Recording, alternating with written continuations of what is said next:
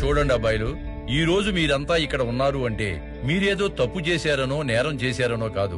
చిన్న పొరపాటు వల్ల ఇక్కడ ఉన్నారు మీరు. దీన్ని మీరు జైలు అనుకోవద్దు, ఒక హాస్టల్ అనుకోండి, చదువుకోవటానికి వచ్చామనుకోండి. ఇక్కడ ఎంతో మంది చదువుకొని టీచర్లు, లాయర్లు, డాక్టర్లు అయ్యారు.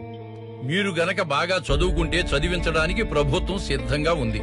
కాబట్టి మీలో ఎవరెవరు ఏం చదువుకోవాలనుకుంటున్నారో, మీ గోలేమిటో ఒక్కొక్కరు చెప్పండి. సార్, నా పేరు కుమార్ సార్. నేను లాయర్ అవ్వాలనుకుంటున్నాను. గుడ్. కోర్టులో న్యాయం కోసం పోరాడగలిగితే నువ్వు జడ్జి కూడా కాగలవు. అర్థమైందా నాన్న? కూర్చో. సార్, నా పేరు శ్రావణ్ సార్. నేను పోలీస్ అవ్వాలనుకుంటున్నాను. పోలీస్ అవ్వాలంటే 10th క్లాస్ చాలు నాన్న.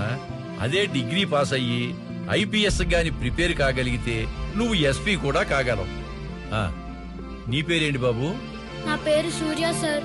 నువ్వు ఫ్యూచర్ లో ఏం చదవాలనుకుంటున్నావు? సీఎం. జిఎమ్మా? జిఎం కాదు sir, CM, chief minister. Party office నుంచా? హలో, ఏమయ్యా సుబ్బరాజు, ఇంత అడావుడిగా అర్ధరాత్రి మీటింగ్ ఏంటయ్యా? ఏముందండి, 10 రోజుల్లో ఎలక్షన్ రిజల్ట్స్ కదా, సర్వేలే వచ్చుంటాయి. అవి చూసి మేడం గారికి చిన్న టెన్షన్ స్టార్ట్ అయ్యి మీటింగ్ ఏదో అరేంజ్ చేసి ఉంటారు. అంతేనంటావా? ఈ టైంలో ఇంకేముంటదండి. అర్ధరాత్రి పూట అనుకోకుండా మీటింగ్ పెట్టి మిమ్మల్ని అందరినీ ఇక్కడికి పిలిపించినందుకు నన్ను క్షమించాలి. మరేం పర్లేదు మేడం, మన కోసం, మన పార్టీ కోసం ఈ మాత్రం శ్రమ తీసుకోలేమా? ఇంతకీ మమ్మల్ని మీటింగ్ కి ఎందుకు పిలిచినట్టు మేడం? ఎందుకంటే ఓటింగ్ సర్వేలన్నీ చెక్ చేశాం. సర్వేల్లో తేలింది ఏంటంటే రాష్ట్ర వ్యాప్తంగా ఉన్న 175 అసెంబ్లీ స్థానాల్లో ఈసారి అధికార పార్టీకి 40%, ప్రతిపక్ష పార్టీ అయిన మనకు 42% సీట్లు రావచ్చని తేలింది. ఇక మిగిలిన అసెంబ్లీ స్థానాలు ఇండిపెండెంట్ క్యాండిడేట్స్ గెలిచే అవకాశం ఉంది. కాబట్టి ఈసారి మన పార్టీ గవర్నమెంట్ ఫామ్ చేయాలంటే ఖచ్చితంగా మనకు కావాల్సింది ఇంకో 10 సీట్లు మాత్రమే. ఆ 10 సీట్లు రాష్ట్ర వ్యాప్తంగా ఇండిపెండెంట్లుగా నిలబడి గెలిచిన వారిని మన పార్టీలోకి రాబట్టుకోగలిగితే ఖచ్చితంగా ఈసారి గవర్నమెంట్ మనదే అవుతుంది. ఇప్పుడు మేమంతా ఏం చేయాలో చెప్పండి మేడం. మీరు చిట్టెగేస్తే మీకోసం పని చేయడానికి మీ వెన్నకల 100 మంది ఉన్నా వాళ్లను కాదని. ఎంత పెద్ద వర్షంలో మీరు నన్ను ఎత్తుకుంటూ వచ్చారంటే మ్యాటర్ ఎంత సీరియస్సో అర్థం చేసుకోగలను. చెప్పండి, ఈ భాషని మీకోసం ఏం చేయమంటారు? రాష్ట్ర వ్యాప్తంగా గెలవబోతున్న ఆ ఇండిపెండెంట్ క్యాండిడేట్ల మీద ఇప్పటి నుంచే గ్రౌండ్ లెవెల్లో వర్క్ స్టార్ట్ చేయండి. అధికార పార్టీ కంటే ముందే మనమే వాళ్ళని కొనే ప్రయత్నం చేద్దాం. వయసు పైబడిపోతున్నా ప్రయాణం మాత్రం ఇంకా ప్రతిపక్షంలోనే సాగుతోంది భాష. అందుకే ఈసారి ఎలాగైనా ప్రభుత్వం మనదవ్వాలనుకుంటున్నాను భాష. మీరు చెప్పేది కరెక్ట్ మేడం, కానీ ఈ గ్యాప్ లో అధికార పార్టీ కుక్కైన దుర్గాగాడు ఎంటర్ అయిపోయి మన వైపు తిప్పుకోవాలనుకున్న ఇండిపెండెన్స్ ని ఈసారి కూడా వాళ్ళ వైపు లాక్కుపోవడన్న గ్యారెంటీ ఏంటి? కరిచే కుక్కని కట్టేసుంచాలి. అందుకే కదా ఈసారి వాడి మీద బెయిల్ దొరకని కేసులు పెట్టి వాణ్ణి జైల్లో పెట్టించింది. అంటే వాడు జైల్లో ఉండి చక్రం తిప్పలేడు అంటారా మేడం? దానికి నువ్వు నా కోసం ఒక పని చెయ్యాలి. ఏం చేయాలో చెప్పండి మేడం. సెంట్రల్ జైల్లో ఒక ఖైదీ ఉన్నాడు.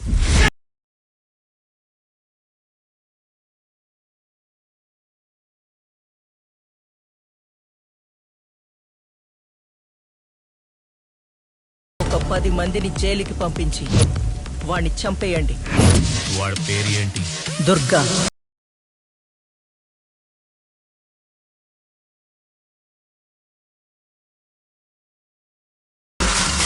He is most dangerous animal.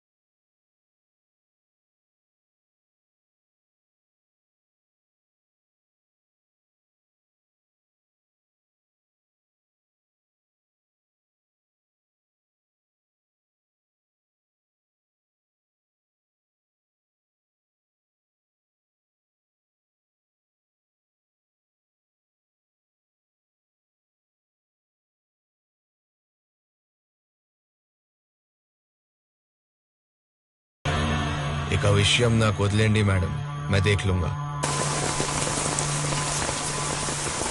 ఎలా ఈ జైలు అనుకున్నావా, నువ్వు పబ్జి గేమ్ ఆడే గ్రౌండ్ అనుకున్నావా? మాట్లాడవే, ఎందుకు కొట్టేవాళ్ళని?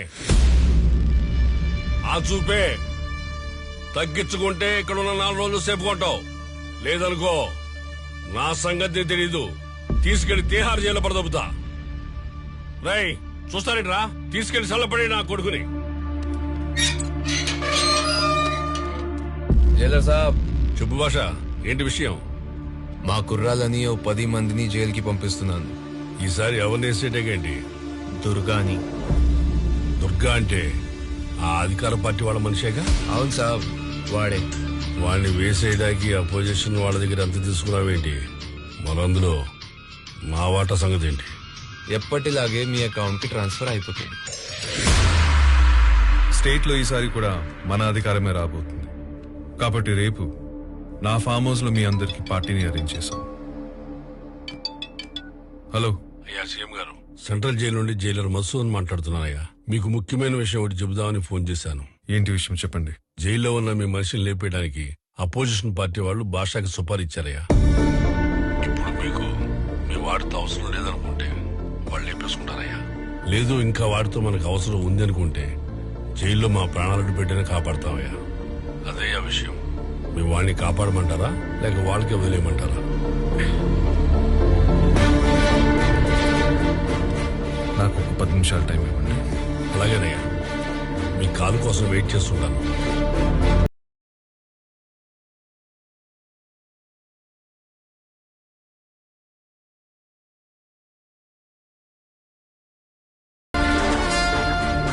హలో మావయ్య, చెప్పండి. జైల్లో దుర్గాను లేపేయడానికి అపోజిషన్ వాళ్ళు ప్లాన్ చేస్తున్నారంట. ఇంకా వాడితో మనకి ఏదైనా పనుందా? అయ్యో మావయ్య, ఇప్పుడు పనంతా వాడితోనే ఉంది మావయ్య. చూస్తూ కూర్చుంటే ఇంకా 15 రోజుల్లో మళ్ళీ మనమే అధికారంలోకి రాబోతున్నాం. ఇంకా వాడితో పనేంట్రా మనకి? ఈసారి మీరు అనుకుంటున్నట్టు అధికారం మన చేతుల్లో లేదు మావయ్య. 70% వాళ్ళ ఫేవర్ గానే ఉంది. ఆ విషయం నువ్వెలా చెప్పగలుగుతున్నావు? ఎలక్షన్ సర్వే రిపోర్ట్స్ అన్నిట్లోనూ మనకంటే వాళ్లే స్ట్రాంగ్ గా ఉన్నారు మావయ్య. కౌంటింగ్ లోనూ అదే నిజమైతే మనం గెలవడానికి ఖచ్చితంగా కొంతమంది ఎమ్మెల్యేలు అవసరం పడచ్చు మావయ్య. ఇక వాళ్ళని బెదిరించి భయపెట్టి మన పార్టీలోకి తీసుకురావాలంటే మనకి దుర్గా ఒక్కడే ఆప్షన్ మావయ్య. And he is the most powerful weapon we have today. అలాంటి వాడిని ఈ టైంలో వద్దనుకుంటే మనం ఫామ్ చేయాల్సిన గవర్నమెంట్ ని తీసుకెళ్లి వాళ్ళ చేతిలో పెట్టిన వాళ్ళం అవుతామేమో. ఎలక్షన్ రిజల్ట్ డిక్లేర్ అయ్యే వరకు జైల్లో మా వాడి మీద ఒక దెబ్బ కూడా పడడానికి వీల్లేదు. ఆ సంగతి నాకు వదిలేండి అయ్యా, నేను చూసుకుంటాను. కానీ మీ వాడిని ప్రొటెక్ట్ చేయాలంటే చాలా పెద్ద మొత్తంలో ఖర్చులే ఉందయ్యా. నేను చూసుకుంటాను. సార్ నాది చిన్న డౌట్ సార్. ఏంటది? అప్పుడు దుర్గాన్ని లేపడానికి డబ్బులు తీసుకున్నారు, ఇప్పుడు కాపాడడానికి డబ్బులు తీసుకుంటున్నారు. ఈ రెండిట్లో మీరు ఏం చేయబోతున్నారు సార్? నాకు చిన్న కన్ఫ్యూజన్ ఉంది. పెద్దోడా, దీన్నే ఇంగ్లీష్ లో పాలిటిక్స్ అంటారో, అదే మన తెలుగులో అయితే రాజకీయం అంటారు.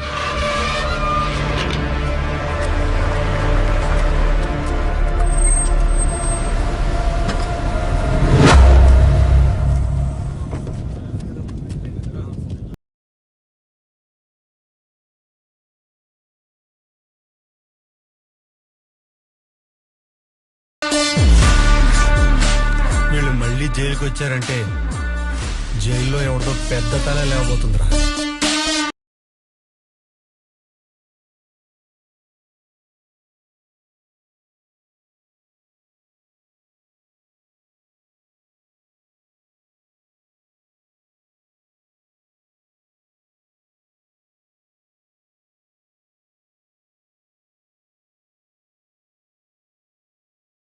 ఎప్పుడు చంపుదాం అనుకుంటున్నారు? వీలైతే ఈ రోజే. ఈ రోజు వదిలేండి, రేపు ములాఖాత్ అస్సలు కుదరదు. ప్రోగ్రామ్ ఎల్లుండికి ప్లాన్ చేసుకోండి. సరే అయితే. కానీ ఓ విషయం బాగా గుర్తుపెట్టుకోండి, నేను మీకు ఆ రోజు దుర్గాన్ని చంపడానికి జస్ట్ అరగంట మాత్రమే టైం ఇస్తా. మీరు ఆ టైంలోపే వాడిని వేసేయాలి. ఒకవేళ వేయలేదనుకో మళ్ళా మీకు వాడిని చంపే అవకాశం ఏమను. వెళ్ళండి.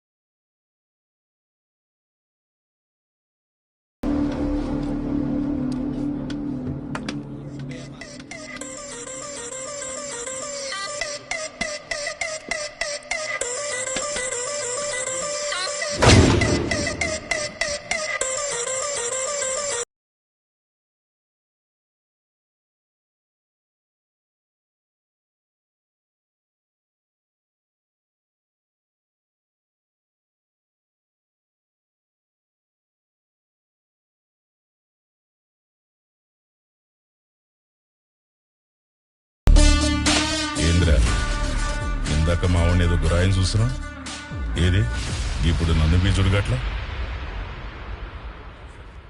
రే చూడరా నన్ను బీ ఒకసారి చూడరా గట్ల రే చూడరా నిన్నేరా అడుగుతుంది అన్నను కూడా ఒకసారి గురాయించి చూడు రేయ్ చూడరా రేయ్ చూడరా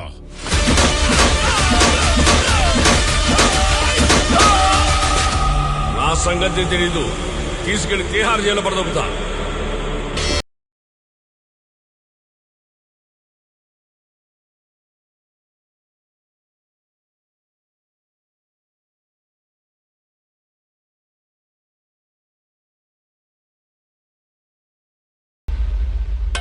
రేయ్ నిన్ను కలవడానికి ఎవరో వచ్చారు వెళ్ళు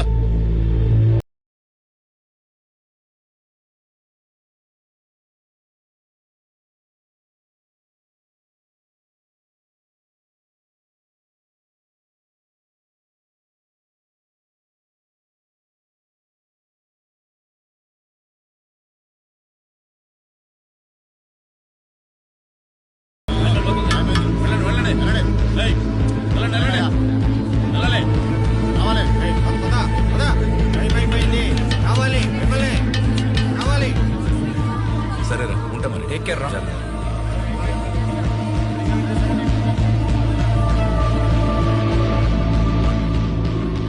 శివ భావనలో ఉందిరా. ఇప్పటికైనా గుర్తొచ్చిందారా నీకు మర్చిపోయావు అనుకున్నా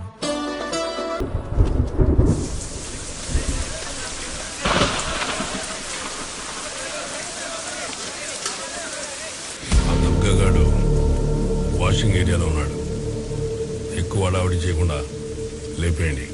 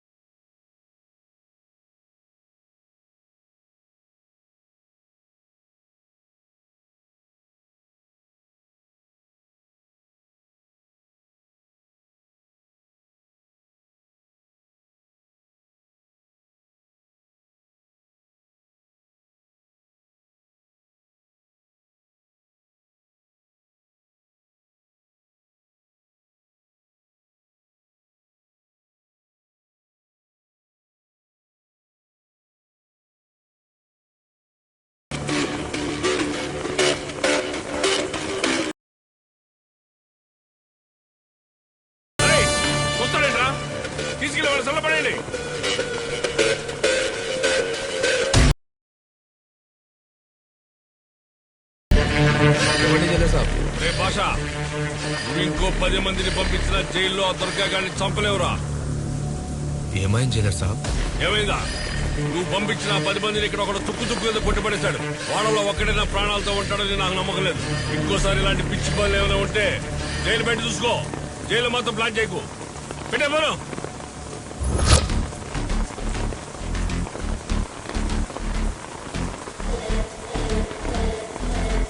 మీరు నా మీద పెట్టుకున్న నమ్మకాన్ని నేను నిలబెట్టుకోలేకపోయాను మేడం.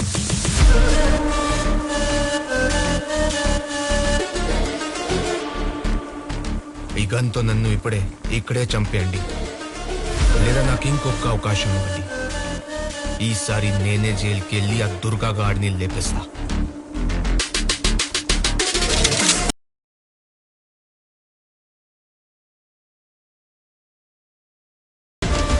ఇంకో వారం రోజుల్లో ఎలక్షన్ రిజల్ట్స్. ఆ రిజల్ట్స్ నాకు ఫేవర్ గా లేకపోతే అప్పుడు చెప్తా ఎవరు ఎవరిని చంపాలో.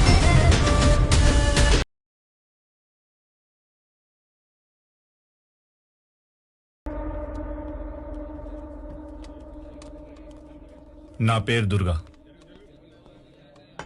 సూర్య. నిన్న నన్ను కాపాడినందుకు థ్యాంక్స్.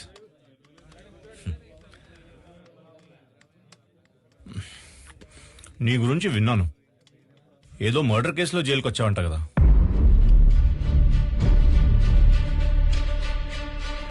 సూర్య, నువ్వు నాతో కలిసి పనిచేస్తానంటే చెప్పు. నిన్ను ఈ జైలు నుండి బయటికి తీసుకెళ్లి నీ మీద ఉన్న కేసులు కూడా లేకుండా చేయగలను. అదెలాగా? నా వెనకాల అధికార పార్టీ బలం ఉంది. నువ్వు నాతో కలిసి పనిచేస్తానని చెప్తే మా పార్టీ అధికారంలోకి రాగానే నీ మీద ఉన్న కేసులు కూడా కొట్టేస్తా. నువ్వు నిజంగా నా మీద కేసు లేకుండా చేస్తానంటే నేను నీతో కలిసి ఏ పని చేయడానికైనా రెడీ. ఈ రోజు నుంచి మనం ఫ్రెండ్స్.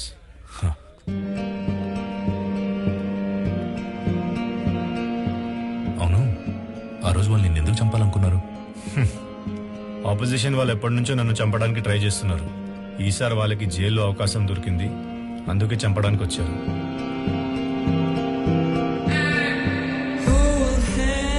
ఒకవేళ వాళ్ళు ఆ రోజు నిన్ను చంపేస్తుంటే? ఏముంది, జైల్లో నీలాంటి మంచి ఫ్రెండ్ని కోల్పోయేవాడిని.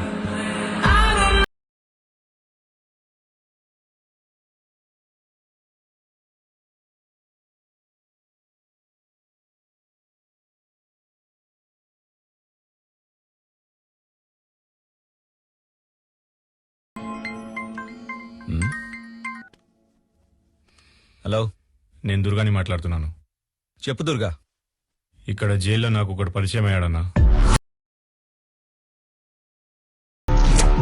ఏదో చిన్న మర్డర్ కేసులో లోపలికి వచ్చాడు, కానీ వాడి ధైర్యం చూస్తే వాడు వేరే లెవెల్లో ఉన్నాడన్నా. నువ్వు చెప్తుంటే నాకు అలాగే అనిపిస్తుంది. ఖచ్చితంగా వాడు మనకు పనికొస్తాడు.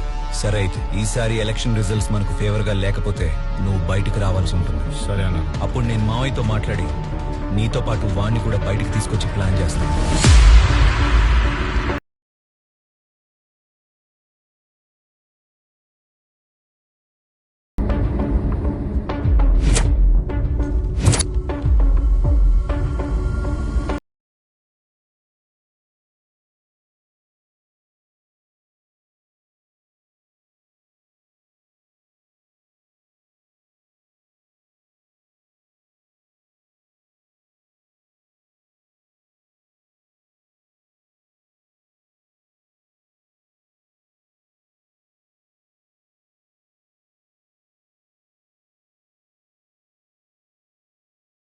అరే సూర్య, ఈ సమాజం మారదు, ఈ ప్రజలు మారరు. ఈ 100 ఏళ్ల చరిత్రలో నీకెప్పుడన్నా అనిపించిందా ఓటేసే పద్ధతి మారిందని? మనకెందుకు సూర్య, నా మాట విను, ఇవన్నీ ఇంతటితో వదిలేద్దాం. చూడు శివ, నువ్వు చెప్పినట్టు ఈ సమాజం మారకపోవచ్చు, ప్రజలు ఓటేసే పద్ధతి మారకపోవచ్చు, కానీ ప్రజల్ని పరిపాలించే నాయకుల్ని మాత్రం మనం మార్చాలరా. 40 రోజులుగా ఎదురు చూస్తున్న ఉత్కంఠకు తెరపడింది. గెలిచిన అభ్యర్థులు సంబరాలు చేసుకుంటుంటే ఓటమి పాలైన అభ్యర్థులు దానికి కారణాలు వెతుకుతున్నారు. ఓటర్ మాత్రం తమకి ఎవరూ దూరం కాదు, ఎవరూ దగ్గర కాదు అన్నట్లు 2 మేజర్ పార్టీలకు సమాన సీట్లిచ్చి ఇద్దరిని టెన్షన్ లో పెట్టారు. రాష్ట్రంలో ఉన్న మొత్తం 120 అసెంబ్లీ సీట్లలో అధికార పార్టీకి 48 సీట్లు రాగా అపోజిషన్ పార్టీకి 52 సీట్లొచ్చాయి. మిగిలిన 20 సీట్లు గెలుచుకున్న ఇండిపెండెంట్లే రాష్ట్రంలో ప్రభుత్వాన్ని ఏర్పాటు చేయడానికి కీలకంగా మారారు. ఇప్పుడు వాళ్లల్లో ఎంతమంది ఏ పార్టీకి సపోర్ట్ చేస్తారు, రాష్ట్ర పాలన ఏ పార్టీ చేతికి వెళ్తుంది అన్నది తెలియాలంటే బల పరీక్ష అయ్యేంత వరకు ఎదురు చూడక తప్పదు. ఇదేంటి సార్ ఈసారి ఎలా జరిగిందేంటి? ఇప్పుడు ఏం చేద్దాం సార్? ఈసారి కూడా గవర్నమెంట్ ఎలాగైనా మనదే అవుతుంది.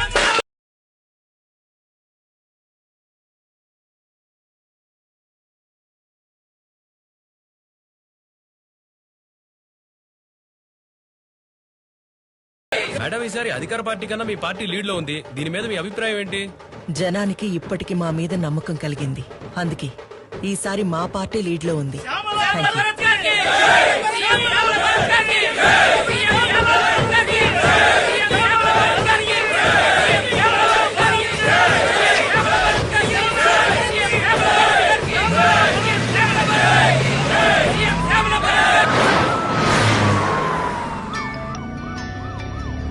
మేడం, సీఎం రామ్మోహన్ రావు గారు ఫోన్ చేస్తున్నారు.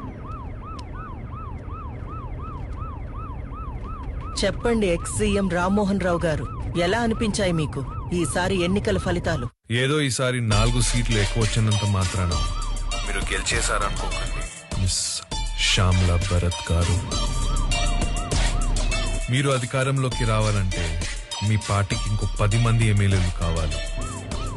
ఆ 10 మందిని మీరు కొనాలి. వాళ్ళని తీసుకొచ్చి ఇంకా 10 రోజుల్లో బల పరీక్షకి హాజరుపరచాలి. కాబట్టి మీ పార్టీకి నాకంటే ఈసారి 4 సీట్లు ఎక్కువ వచ్చినా, ఇంకో 4 సీట్లు నా పార్టీకి తక్కువ వచ్చినా, చివరికి అసెంబ్లీలో మీ స్థానం ఎప్పటిలాగే ప్రతిపక్షం వైపే. అది మర్చిపోకండి మిస్ శ్యామలా భరత్ గారు. సరే అయితే రామ్మోహన్ రావు గారు, ఈసారి శాసనసభలో ఎవరు ఎవరికి ప్రతిపక్షంగా వ్యవహరిస్తారో అది చూద్దాం. Good luck.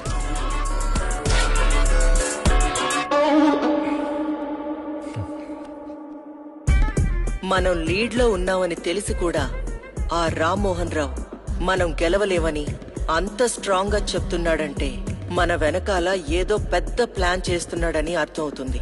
ఇప్పుడు మనకున్న లీడ్ ప్రకారం మన పార్టీ గెలిచి అధికారంలోకి రావాలంటే వీలైనంత తొందరలో ఆ 20 మంది ఇండిపెండెంట్లను మనం వెంటనే కొనేయాలి. ఆ 20 మందిని మనం వెంటనే కొనేయాలంటే దానికి ఒకటే మార్గం మేడం. ఏంటది? అనకాపల్లి నుండి 20 సంవత్సరాలుగా ఓటమి ఎరుగని కళ్యాణ్ ప్రసాద్ ని మనం ముందుగా కొనేయాలి మేడం. వాణ్ణే ఎందుకు? వాడే కింగ్ మేకర్ మేడం. ఎవరైతే 20 మంది ఇండిపెండెంట్ అభ్యర్థులు ఉన్నారో వాళ్ళంతా వాడి చేతిలోనే ఉంటారు. అయితే వెంటనే అతన్ని పిలిపించండి. మన కళ్యాణ్ ప్రసాద్ కి ఫోన్ చేసి వెంటనే మన ఫామ్ హౌస్ కి వచ్చి నన్ను కలవమనండి. Okay? Okay sir.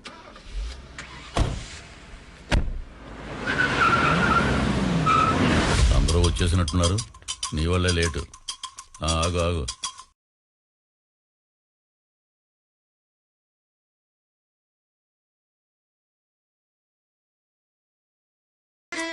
Madam, direct గా పాయింట్ మాట్లాడుకుందాం. ఇద్దరికి టైం కలిసి వస్తుంది. నేను స్ట్రైట్ గా పాయింట్ కే వచ్చేస్తాను.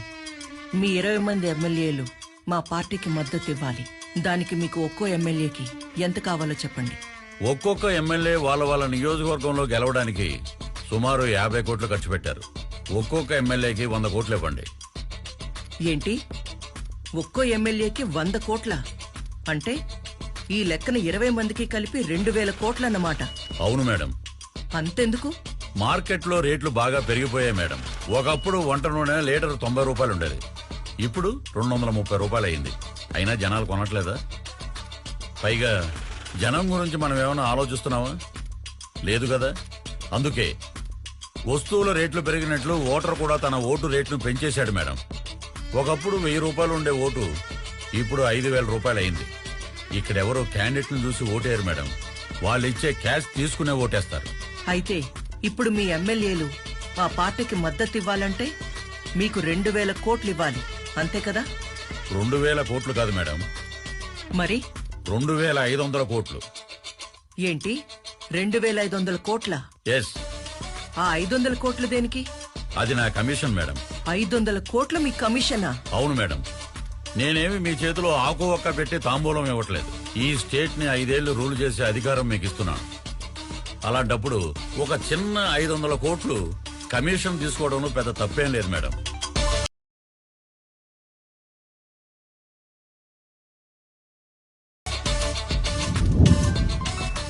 అధికార పార్టీ నుండి ఫోన్. నా ప్రపోజల్ మీకు ఓకే అనుకుంటే ఫోన్ కట్ అవుద్ది. లేదంటే ఈసారి కూడా గవర్నమెంట్ మళ్ళీ వాళ్ళదే అవుద్ది. ఆలోచించండి.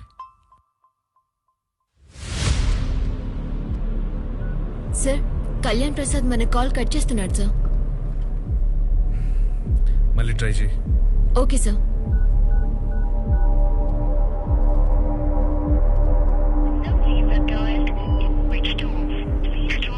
సార్, ఫోన్ స్విచ్ ఆఫ్ అని వస్తుంది సార్. వెంటనే వాయిస్ మెసేజ్ పంపించు. Okay, sure sir. మీరడిగిన మొత్తం 2500 కోట్లు ఎక్కడా తేడా రాకూడదు. బల పరీక్ష రోజున మా 20 మంది ఎమ్మెల్యేలు హచ్చుడాగుల్లాగా మీ వెంటే ఉంటారు. మీరు ఎక్కడ సంతకం పెట్టమంటే అక్కడ పెడతారు. ఇక సీఎం గా ప్రమాణ స్వీకారం చేయడానికి రెడీ అయిపోండి మేడం. కానీ దానికంటే ముందు మనం ఒక పని చెయ్యాలి. ఏంటి మేడం అది? మీరు నాతో చేతులు కలిపారన్న వార్త ఎలాగైనా రామ్మోహన్ రావుకి తెలుస్తుంది. అప్పుడది మన ఎమ్మెల్యేలకు అంత సేఫ్ కాదు. అందుకే మన ఎమ్మెల్యేలందరూ ఒకే చోట సేఫ్ గా ఉండడానికి బెంగళూరులో నేను ఒక స్టార్ హోటల్ మొత్తం బుక్ చేశాను. బల పరీక్ష జరిగే వరకు వాళ్ళంతా అక్కడే ఉంటారు. మీ ఎమ్మెల్యేలతో పాటు మా ఎమ్మెల్యేలను కూడా కలిపి అక్కడికి పంపిస్తే అందరూ ఒకే చోట సేఫ్ గా ఉంటారు. మీరు చెప్పేది కరెక్టే మేడం. ఆ రామ్మోహన్ రావుకి భయపడి సిటీకి దూరంగా ఉన్న 500 కిలోమీటర్లో ఉన్న బెంగళూరులో ఉంచవలసిన అవసరం లేదు. ఎందుకంటే ఈ సిటీలో ఎవరికి తెలియని డెన్ ఒకటి ఉంది. అది నా కంట్రోల్లోనే ఉంది. ఈ 10 రోజులు మన ఎమ్మెల్యేలను అక్కడ దాచేస్తే టైము సేవ్ అవుద్ది. మన వాళ్ళు మన పక్కనే ఉన్నారన్న నమ్మకం, ధైర్యం ఉంటుంది. కానీ అంత సేఫ్ ప్లేస్ ఈ సిటీలో ఎక్కడుంది? సారీ మేడం, బల పరీక్ష జరిగే వరకు ఆ ప్లేస్ ఎక్కడుందో మీకు కూడా చెప్పను. సరే, అయితే మీ ఎమ్మెల్యేలతో పాటు మా ఎమ్మెల్యేలను కూడా మీరు చెప్పిన అండర్ గ్రౌండ్ కి పంపిస్తాను. జాగ్రత్తగా చూసుకోండి. Okay madam. సత్యనా? సార్, శ్యామలా భరత్ కళ్యాణ్ ప్రసాద్ ని 2500 కోట్లకి కొనేసింది సార్. ఇప్పుడు మన పరిస్థితి ఏంటి సార్? మన ప్రభుత్వం పడిపోయినట్టేనా సార్? ఈ ఎలక్షన్ లో నేను 100 కోట్లు ఖర్చు పెట్టాను. ఇప్పుడు నా పరిస్థితి ఏంటి సార్? ఏం చేయాలో చెప్పండి.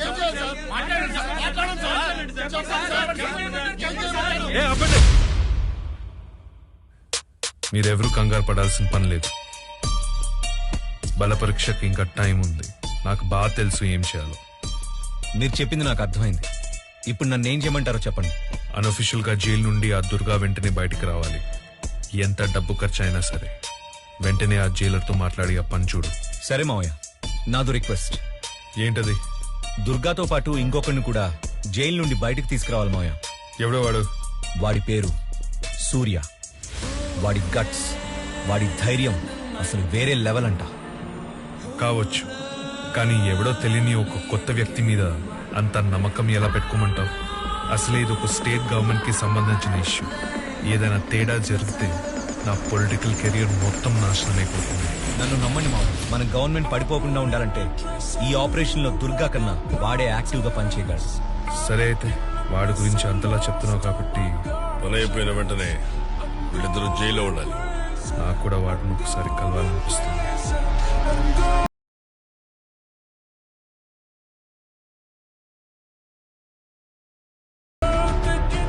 హలో మేడం, మీకు ఫేవరబుల్ ఇన్ఫర్మేషన్. చెప్పండి. జైలు నుంచి దుర్గా తప్పించుకుపోయాడు. మీ ఎమ్మెల్యేలు జాగ్రత్త.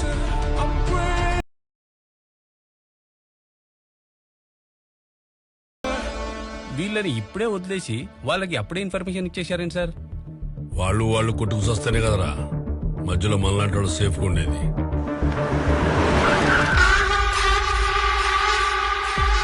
ఈ నైట్ ఇక్కడే ఉండండి. రేపు మార్నింగ్ ఏ టైంలో అయినా మావయ్యతో మీటింగ్ ఉండొచ్చు. కాల్ చేసిన వెంటనే బయలుదేరి వచ్చేయండి. సరే మేడం, నిన్న రాత్రి మన వాళ్ళందరినీ సేఫ్ ప్లేస్ కి షిఫ్ట్ చేశాను. ఇక్కడ వాళ్ళందరి ఆనందం చూస్తుంటే మాటల్లో చెప్పలేం మేడం. అది సరే, ముందు నేను చెప్పేది విను. చెప్పండి మేడం. అధికార పార్టీ వాళ్ళు జైలు నుంచి ఆ దుర్గాని బయటికి తీసుకొచ్చారని ఇన్ఫర్మేషన్ వచ్చింది. నువ్వేం చేస్తావో నాకు తెలియదు. అక్కడ మన ఎమ్మెల్యేలందరూ సేఫ్ గా ఉండాలి. మేడం, దుర్గా లాంటి వాళ్ళు 10 మంది జైలు నుంచి బయటకు వచ్చినా మన ఎమ్మెల్యేలు ఎక్కడ ఉన్నారో తెలుసుకోవడం చాలా కష్టం. అయినా అవతల పార్టీ ప్లాన్ చేస్తుందంటే మనం జాగ్రత్తగానే ఉన్నామని అర్థం. మేడం, మీరు టెన్షన్ పడకండి. బల పరీక్ష నెగ్గే వరకు వాళ్ళకి కాదు కదా, మీకు కూడా మీ ఎమ్మెల్యేలు ఎక్కడ ఉన్నారో తెలుసుకోవడం చాలా కష్టం. అలా ప్లాన్ చేశాను మేడం. సరే, అందరూ జాగ్రత్త. ఎలక్షన్ రిజల్ట్ విషయంలో ఈసారి నా అంచనా తప్పింది. అధికారం చేజారిపోయేలా ఉంది. మీరిద్దరూ ఏం చేస్తారో నాకు తెలీదు. ఎంత డబ్బు ఖర్చైనా సరే ఆ శ్యామ్లా భరత్ కొనేసిన 20 మంది ఇండిపెండెంట్ క్యాండిడేట్లు ఎలాగైనా మన వైపు రావాలి. దానికి మీ ప్లాన్ ఏంటి? ఏం చేయబోతున్నారు? వాళ్ళందరినీ కిడ్నాప్ చేయబోతున్నాం సార్. కిడ్నాపా? అవును సార్. 20 మంది ఎమ్మెల్యేలను కిడ్నాప్ చేయడం అంటే స్కూల్ పిల్లల్ని కిడ్నాప్ చేసి అంత ఈజీ అనుకుంటున్నారా? 20 మంది కాదు సార్, అపోజిషన్ ఎమ్మెల్యేలతో కలిపి మొత్తం 72 మంది సార్. ఏంటి, 72 మందా? మీ పార్టీలో గెలిచిన 48 మంది ఎమ్మెల్యేలతో సహా మొత్తం 120 మందిని మీ బెంగళూరులో ఉన్న ఫామ్ హౌస్ లో నిర్బంధిస్తే గాని ఈసారి మీరు సీఎం కాలేరు సార్. ఆపోజిషన్ ఎమ్మెల్యేల వరకు ఓకే, కానీ మా ఎమ్మెల్యేలు ఎందుకు? వాళ్ళు మన మనుషులే కదా.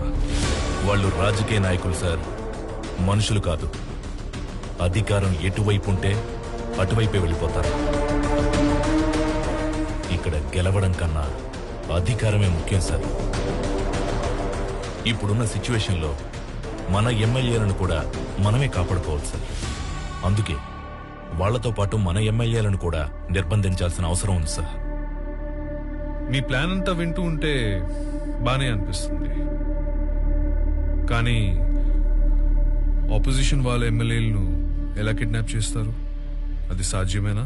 ప్రతి వాడు యుద్ధంలో గెలవాలని అనుకుంటాడు సార్, కానీ ఎవడో ఒక్కడే గెలుస్తాడు. వాడినే వీరుడు అంటారు. ఇప్పుడు మీరు మాట్లాడుతున్నది వారితో సార్. అయితే దీనికి ముహూర్తం ఎప్పుడు స్టార్ట్ చేయబోతున్నారు? ఈ శుక్రవారం మీ ఎమ్మెల్యేలందరినీ బస్ ఎక్కించి దుర్గాకు అప్పగించండి. దుర్గా వాళ్ళని బెంగళూరు హైవేలో ఉన్న దాబా దగ్గరికి తీసుకొస్తాడు. ఈలోగా నేను అపోజిషన్ ఎమ్మెల్యేలందరినీ కిడ్నాప్ చేసి అక్కడికి తీసుకొచ్చే బాధ్యత నాది. గుడ్. నీ ప్లాన్ తో పాటు నీ కాన్ఫిడెన్స్ కూడా నాకు నచ్చింది.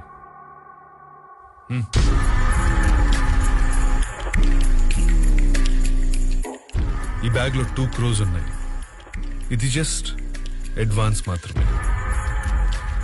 అనుకున్న పని అనుకున్నట్లు జరిగితే నీ మీద ఉన్న కేసెస్ కొట్టేయడంతో పాటు ఇలాంటి చాలా బ్యాగ్స్ నీకు అందుతాయి. ఈసారి కూడా మీరే సీఎంగా ప్రమాణ స్వీకారం చేయబోతున్నారు. దానికి సిద్ధంగా ఉండండి. Kalyan Prasad last phone call నిన్న రాత్రి 11 గంటలకి గుల్జార్ హౌస్ లో కట్టయింది సూర్య. అప్పటి నుంచి ఎవరికి టచ్ లో లేదు సూర్య.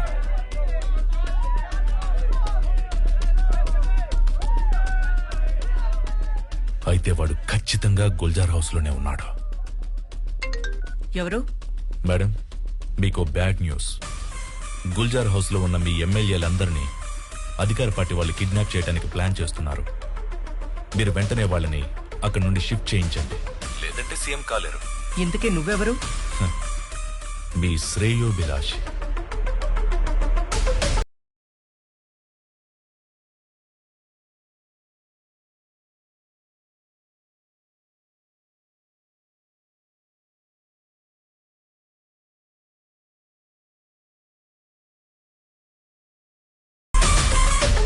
చెప్పండి మేడం. ఎక్కడున్నారు? నేను చెప్పనుగా. నేను సీరియస్ గా అడుగుతున్నాను, మీరెక్కడున్నారో చెప్పండి. నేను సీరియస్ గానే చెప్తున్నాను మేడం, చెప్పనని. గుల్జార్ హౌస్ లో ఉన్న విషయం నాకు తెలియదనుకుంటున్నావా? అదేంటి మేడం, గూగుల్ సెర్చ్ లో కొత్త యాప్ ఏమైనా వచ్చిందా? ఇంత సీక్రెట్ ప్లేస్ మీకెలా తెలిసింది? నాకే కాదు, అధికార పార్టీ వాళ్ళకు కూడా మీరెక్కడున్నారో తెలిసిపోయింది. ఇప్పుడు ఎలా మేడం? వాళ్ళక్కడికి రాకముందే వెంటనే మన ఎమ్మెల్యేలందరినీ తీసుకుని అక్కడి నుంచి షిఫ్ట్ అవ్వండి. ఇప్పటికిప్పుడు ఇంతమంది ఎమ్మెల్యేలు తీసుకుని ఎక్కడికైనా షిఫ్ట్ అవ్వాలి మేడం? బస్ పంపిస్తున్నాను, బెంగళూరులో ఉన్న నా రిసార్ట్కి వెళ్ళండి. అర్థమైందా? అర్థమైంది.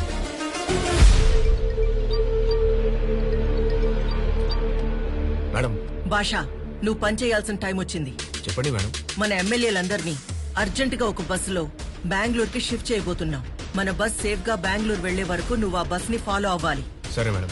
వెంటనే నీ మనుషులతో బెంగళూరు హైవే దగ్గర వెయిట్ చేయి. Okay madam.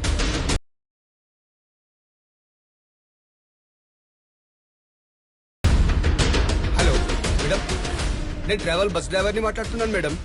ఎక్కడున్నావు ఇప్పుడు? కరెక్ట్ గా మీరు చెప్పిన లొకేషన్ లో ఉన్నాను మేడం. సరే, మా వాళ్ళు వస్తారు, వెయిట్ చేయి. అట్లానే మేడం.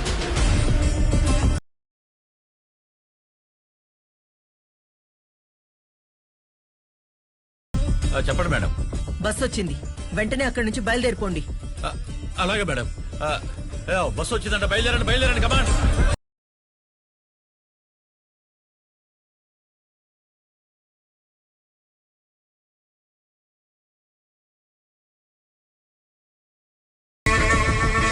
మేడం అందరూ బస్ ఎక్కేశారు మేడం. బయలుదేరమంటారు మేడం. Okay madam. చెప్పు సూర్య. దుర్గా, మన ప్లాన్ సక్సెస్. ఇప్పుడు ఎమ్మెల్యేలందరూ నా హ్యాండ్ ఓవర్ లోనే ఉన్నారు.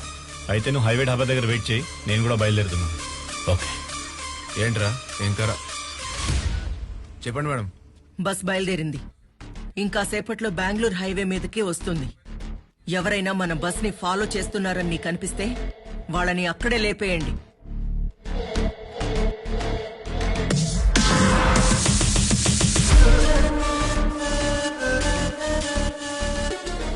మేడం, మన ఎమ్మెల్యేల బస్ ఇప్పుడే మా ముందు నుంచి క్రాస్ అయింది. జాగ్రత్తగా మన బస్ ని మీరు ఫాలో చేయండి. ఓకే? సరే మేడం. చలో రే.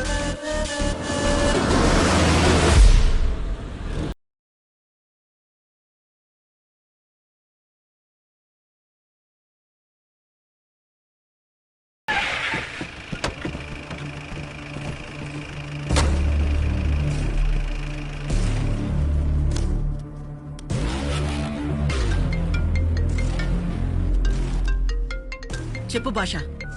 మేడం, ఇప్పుడే మన బస్ హైవే పక్కన ఉన్న ఒక ఢాబా దగ్గరికి వచ్చి ఆగింది. నైట్ జర్నీ కదా భాష, టీ ఏదో తాగడానికి ఆపుంటారులే. దీనికి కూడా ఫోన్ చేసి చెప్పాలా?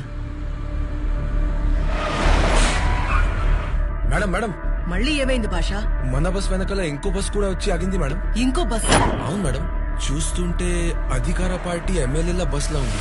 ఏంటి, అధికార పార్టీ ఎమ్మెల్యేల బస్సా? అవును మేడం, కన్ఫర్మ్ గా వాళ్ళ బస్సే అది. అయినా వాళ్ళ బస్ ఇప్పుడు అక్కడికి రావడం ఏంటి? మేడం, నాకెందుకు మన ఎమ్మెల్యేలను మనం బెంగళూరు తరలిస్తున్నట్లు వాళ్ళు కూడా వాళ్ళ ఎమ్మెల్యేలను ఇంకెక్కడికైనా తరలిస్తున్నారేమో మేడం. అయ్యుండొచ్చు, కానీ రెండు బస్సులు ఒకే టైంకి ఒకే ప్లేస్ కి ఎందుకు వస్తాయి? నువ్వు పని చేయి భాష, అక్కడి నుండి మన బస్ సేఫ్ గా బయలుదేరే వరకు వాళ్ళ బస్ మీద ఓ కన్నేసుంచు. అలాగే.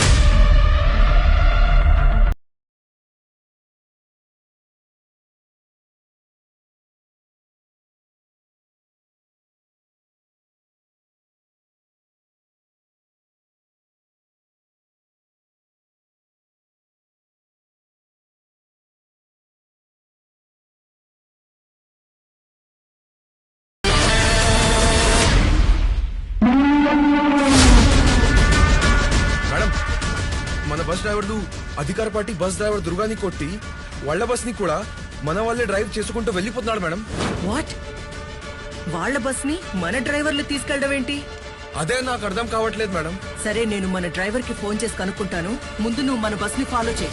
Okay madam. Hello madam. Anwar, ఏం చేస్తున్నారు మీరు? ఎవడో వచ్చి నన్ను కొట్టి మన బస్సు మొత్తం తీసుకెళ్లిపోయాడు మేడం. చెప్పండి మేడం. భాష, వాళ్ళు మన డ్రైవర్స్ కాదు, ఎవరో క్రిమినల్స్. వెంటనే వాళ్ళని ఆపు. Stop them right now. సరే మేడం.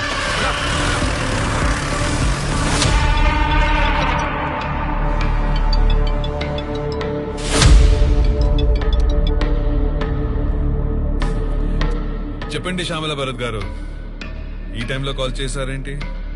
చాలా రిలాక్స్డ్ మూడ్ లో ఉన్నట్టున్నారు. మీకు షాకింగ్ న్యూస్ చెప్పనా? చెప్పండి, అదేంటో. ఇప్పటి వరకు శాసనసభలో మీకు నాకు మధ్య పోటీ అనుకున్నాను. కానీ ఇప్పుడే మన మధ్యలో మూడో వాడు ఎంటర్ అయ్యాడు. వాడేం చేశాడో చెప్తే షాక్ తో మీ గుండె ఆగిపోతుంది. ఆ మూడో వాడెవడో అసలు ఏం చేశాడో చెప్తే కదా షాక్ తో నా గుండె ఆగిపోతుందో లేదో తెలిసేది. జైల్లో ఉండాల్సిన ఒక మృగాన్ని మీరు బయటికి తీసుకొచ్చారు. ఆ మృగాన్ని కూడా కొట్టి వాడు మా ఎమ్మెల్యేలతో పాటు మీ ఎమ్మెల్యేలను కూడా తీసుకెళ్లిపోయాడు మిస్టర్ రామ్మోహన్ రావు. ఆ మూడో వాడికి మీకు మధ్య ఏదైనా కనెక్షన్ ఉందని నాకు తెలిస్తే మాత్రం మీకింక ఎప్పటికీ రాజకీయ భవిష్యత్తు ఉండదు మిస్టర్ రామ్మోహన్ రావు.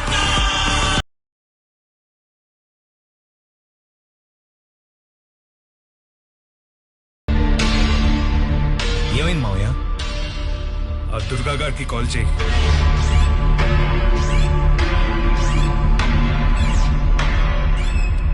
లిఫ్ట్ చేయట్లేదు మావయ్య. వాడి ఫ్రెండ్ కి కాల్ చేయి.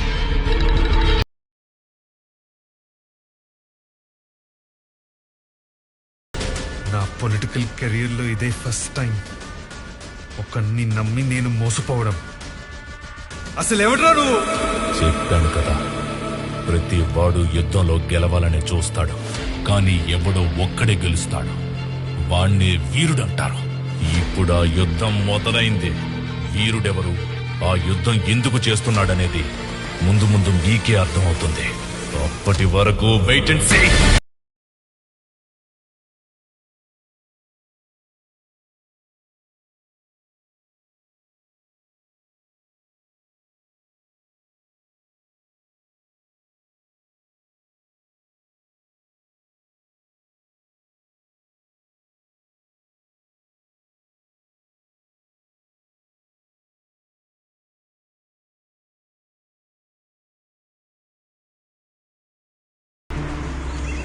ఇదేంటిది? బెంగళూరు రిసార్ట్ అన్నారు. కొంపదీసి రూట్ ఏమైనా మారిందా? డీప్ ఫారెస్ట్ లాగా ఉంది.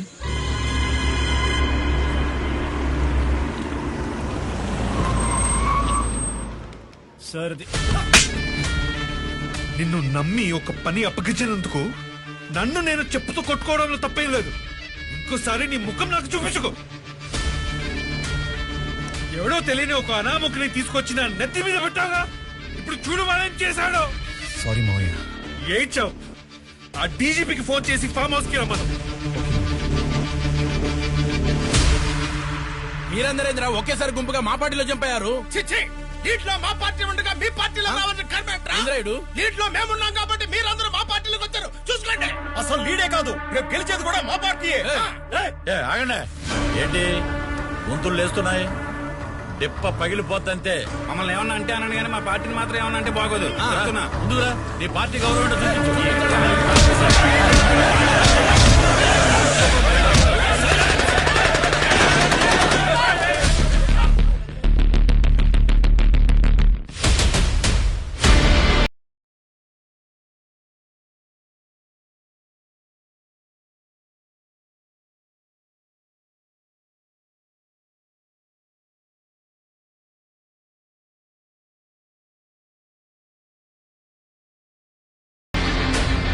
ఏం చూస్తున్నారో? మీరిష్టం వచ్చినట్లు అరవటానికి, మీరిష్టం వచ్చినట్లు పోట్లాడుకోవడానికి ఇదేం మీ అసెంబ్లీ కాదు. అడవి, నా అడవి, నా అడవి, నా అడవి. ఇక్కడ స్పీకర్ ఉండడు, మైకులుండవు, వాకౌట్ ఉండదు. హైవేకి దాదాపు 250 కిలోమీటర్ల దట్టమైన అడవిలో ఉన్నారు. బాబు, మీరు నక్సలైటా, మావోయిస్టా, టెర్రరిస్టా? ఎవరు బాబు మీరింతకీ? వాళ్ళంతా ఎక్కడి నుంచి పుట్టారు? మీలాంటి వాళ్ళంతా తప్పు చేస్తేనే కదా పుట్టారు.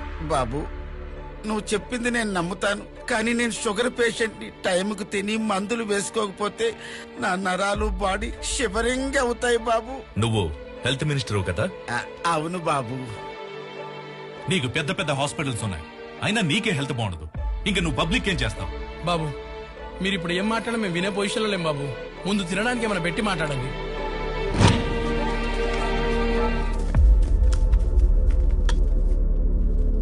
ఇదేం రైస్ బాబు? మనిషి వాడు ఎవడైనా తింటాడా? ఏ నీ రేషన్ దుకాణంలో జనాలకి ఇచ్చే రైస్ ఇదే కదా? మరి వాళ్ళు ఎలా తింటున్నారో ఎప్పుడైనా ఆలోచించావా?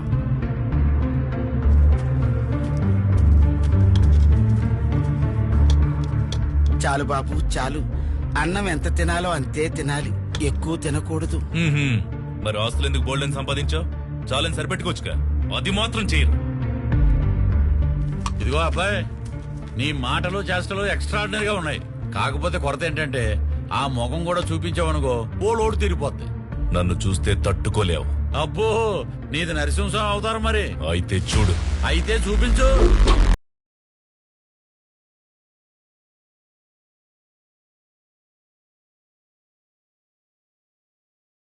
మన జీవితాన్ని నిర్దేశించేది కళాశాల.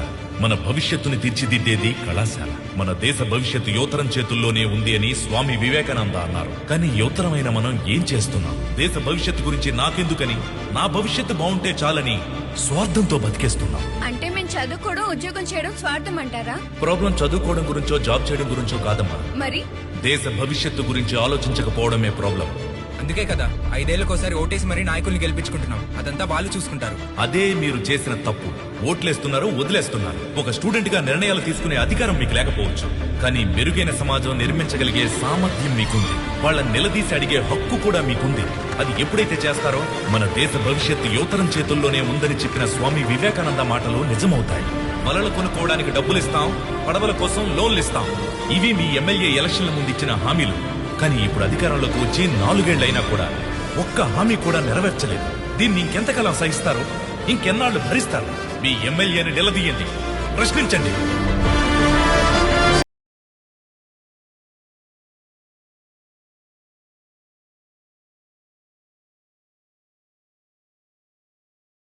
పద్దెనిమిదేళ్ల వయసు దాటిన యువతకి మన దేశం ఎందుకు ఓటు హక్కు కల్పిస్తుందో తెలుసా? ఒక సరైన నాయకుడిని ఎంచుకుని ఓటేయమని. కానీ మనమేం చేస్తున్నాం? కులాన్ని చూసి ఓటేస్తున్నాం, వాళ్ళు ఇచ్చే డబ్బులు తీసుకుని మరి ఓటేస్తున్నాం. ఇది గాని ఇలాగే కొనసాగితే రేపు మీ పిల్లలు, తర్వాత వాళ్ళ పిల్లలు ఈ రోజు మీరు పడుతున్న ఇబ్బందే రేపు వాళ్ళు పడాల్సి వస్తుంది. మిత్రులారా, ఇవాళ నుంచి కులాన్ని చూసి ఓటు వేసే పద్ధతిని మారుతాం. డబ్బు తీసుకుని ఓటు వేసే సంస్కృతిని ఈ రోజు నుంచే నాశనం చేద్దాం. తర్వాత తరాలకు ఓటంటే ప్రభుత్వాన్ని మార్చే ఒక ఆయుధం అని తెలిసేలా చేద్దాం.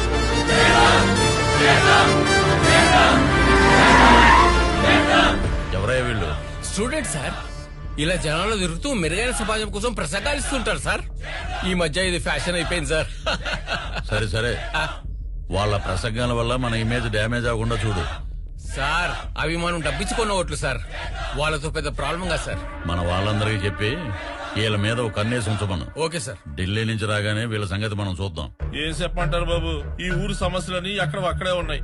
దాని గురించి మాట్లాడదామంటే వార్డు మెంబర్ రాడు, సర్పంచ్ పట్టించుకోడు, కార్పొరేటర్ పనిచేయడు.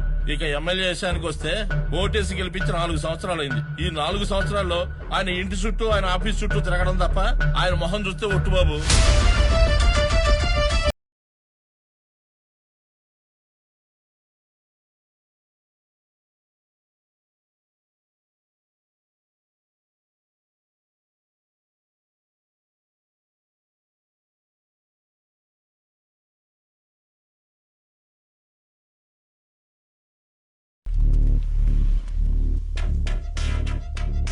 సార్, మనం పక్క స్టేట్ గా కదా వెళ్ళింది. అవును సార్. ఏదో యునైటెడ్ స్టేట్స్ కి వెళ్ళినట్టు ఈ ఫ్లెక్సీలేంటి? అవును సార్. పెడితే పెట్టారు గానీ సార్, ఫోటో బాగుంది. ఎవర్రా ఇది పెట్టింది? ఇంకేవో సార్, ఆ స్టూడెంట్సే.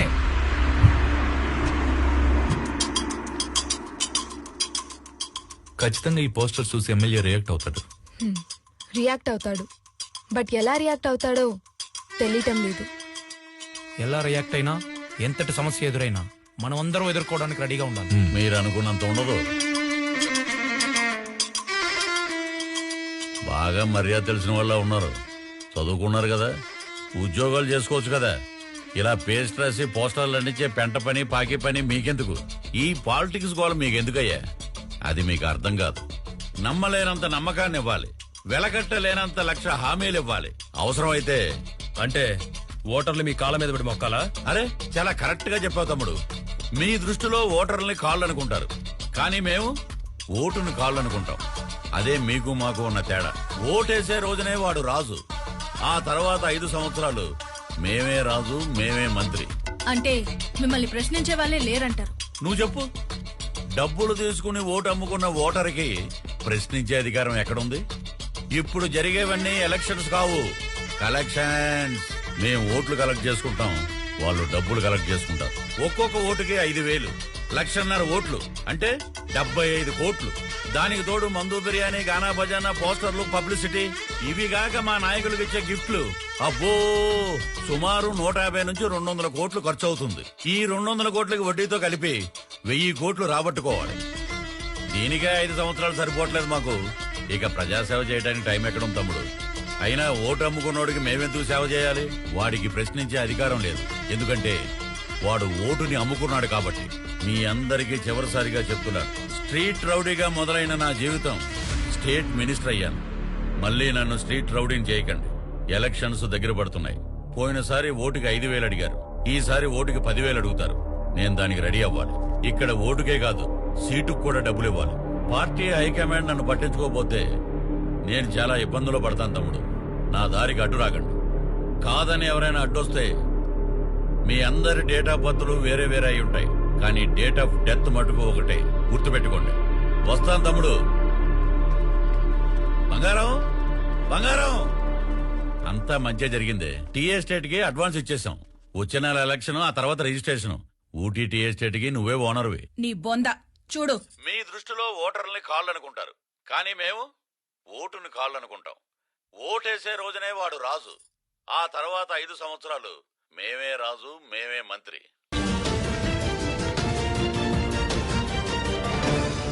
ఇవాల్టి breaking news. MLA Kalyan Prasad గారు తన అవినీతి గురించి తనే బట్టబయలు చేసుకున్న వైనం. చూడండి సార్. డబ్బులు తీసుకుని ఓటు అమ్ముకున్న ఓటర్కి ప్రశ్నించే అధికారం ఎక్కడుంది? ఇప్పుడు జరిగేవన్నీ ఎలక్షన్స్ కావు, కలెక్షన్స్. మీ అందరి డేట్ ఆఫ్ బర్త్లు వేరే వేరే అయి ఉంటాయి, కానీ డేట్ ఆఫ్ డెత్ మటుకు ఒకటే. గుర్తుపెట్టుకోండి. కళ్యాణ్ ప్రసాద్ గారే ఇలా మాట్లాడినందువల్ల మినిస్టర్ పదవి నుంచే కాకుండా అతన్ని పార్టీ నుంచి సస్పెండ్ చేసిన ఆ పార్టీ హైకమాండ్ మిమ్మల్ని పిలిచి ఒక్క మాట చెప్పకుండా మిమ్మల్ని 10లోంచి తీసేయడం చాలా అన్యాయం సార్. ఏంద్రే అన్యాయం? నేను పెద్ద దుర్మార్గుండని ఈయనే ఒప్పుకున్నట్టుందిగా వీడియోలో. ఈ ఎర్రదోళ్ళందరికీ ఈడో పెద్ద నాయకుడు. తిను, బాగా తిను. ఇంక పనే ఉంది, తినడం పడుకోవడమేగా నీ పని. అమ్మో అమ్మో, ఎన్నెన్ని ఆశలు చూపించావు. ఊటీలో టీ ఎస్టేట్ అన్నావు, కర్ణాటకలో కాఫీ ఎస్టేట్ అన్నావు. నెక్స్ట్ ఎలక్షన్ లో గెలిస్తే నేనే హోమ్ మినిస్టర్, నువ్వు నా హోమ్ మినిస్టర్ పెళ్ళానివి అన్నావు. తర్వాత సీఎం పెళ్ళాం. ఏంట్రా, నువ్వు నన్ను సీఎం పెళ్ళాన్ని చేస్తావా? నువ్వే సీఎం కాలేకపోయావు. ఇప్పుడు పనికి మాలినవాడి పెళ్ళాంగా కూర్చున్నాను. అసలు సీఎం పెళ్ళాన్నవ్వాలంటే నేను ఇప్పుడు ఏం చేయాలి? చూస్తావేంట్రా, చెప్పు, ఏం చేయాలి? చెప్పించాలే.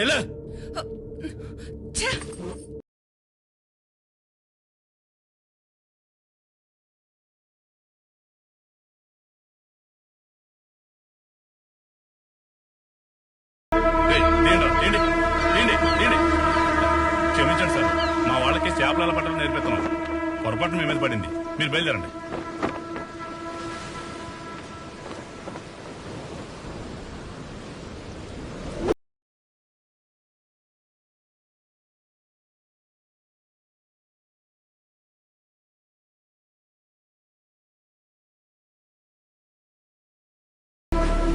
సారీ సారు, చేపలు పట్టేటప్పుడు సముద్రంలో అన్ని చేపల్ని పట్టలేం కదా సార్. మనకు సిక్కిన చేపల్ని పడతాం కదా.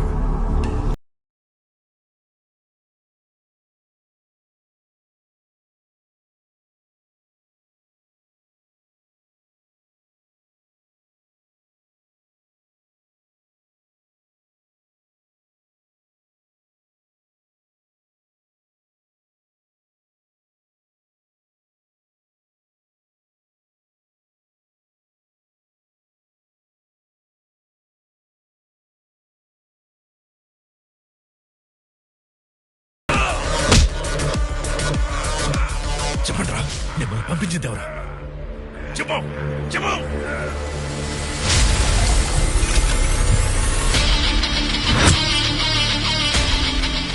ఏంటలా చూస్తున్నావు? చచ్చిపోయి ఉంటాడు అనుకునేవాడు ప్రాణాలతో ఎలా తిరిగి వచ్చాడు అనుకుంటున్నావా? నన్ను చంపడం నీ వల్ల కాదు కదా, నీ బాబు వల్ల కూడా అవదు. ఓటనేది ఒకడి హక్కు. డబ్బులిచ్చి దాన్ని ఎవడూ కొనలేడు. ఎమ్మెల్యే పదవంటే ప్రజల సమస్యల్ని గవర్నమెంట్ దగ్గరికి తీసుకెళ్లే ఒక రిప్రజెంటేటివ్ మాత్రమే, అంతేకాని ఒక నియోజకవర్గానికి రాజు అని కాదు. జస్ట్ ఒక పనోడివి. నువ్వన్నీ మర్చిపోయావు కాబట్టే గుర్తు చేయడానికి పోస్టర్స్ వేశాం.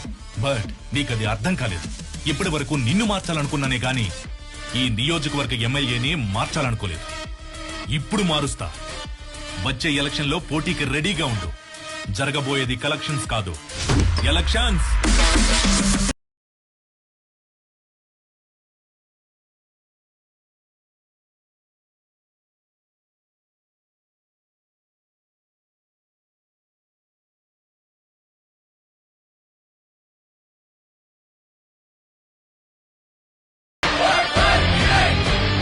ఇతని పేరు వినయ్. ఇప్పుడు మన నియోజకవర్గం నుంచి ఇండిపెండెంట్ అభ్యర్థిగా కళ్యాణ్ ప్రసాద్ మీద పోటీగా నిలబడుతున్నాడు. ఇక్కడే పుట్టినవాడు, మీ కష్టాలు తెలిసినవాడు. డబ్బులిచ్చి మీ ఓటును కొనలేకపోవచ్చు, కానీ మీరు వేసే ప్రతి ఓటుకి న్యాయం చేస్తాడు. ఇతన్ని గెలిపించి మీ అందరూ గెలుస్తారో, లేక మళ్లీ ఆ కళ్యాణ్ ప్రసాద్ కి ఓటేసి ఇంకో 5 ఏళ్లు అవినీతికి లొంగిపోతారో మీ ఇష్టం. బాబు, ఇప్పటి వరకు వాళ్ళు ఇచ్చే డబ్బులు కొట్టేస్తాం, కానీ ఇప్పుడు మీరు చేసే మంచి పనులు కొట్టేస్తాం. ఇప్పటి వరకు మాకు మంచి చేసే నాయకుడే కనబడలేదు బాబు. నిలబడండి బాబు, ఈసారి మా ఓట్లన్నీ మీకే వేస్తాం.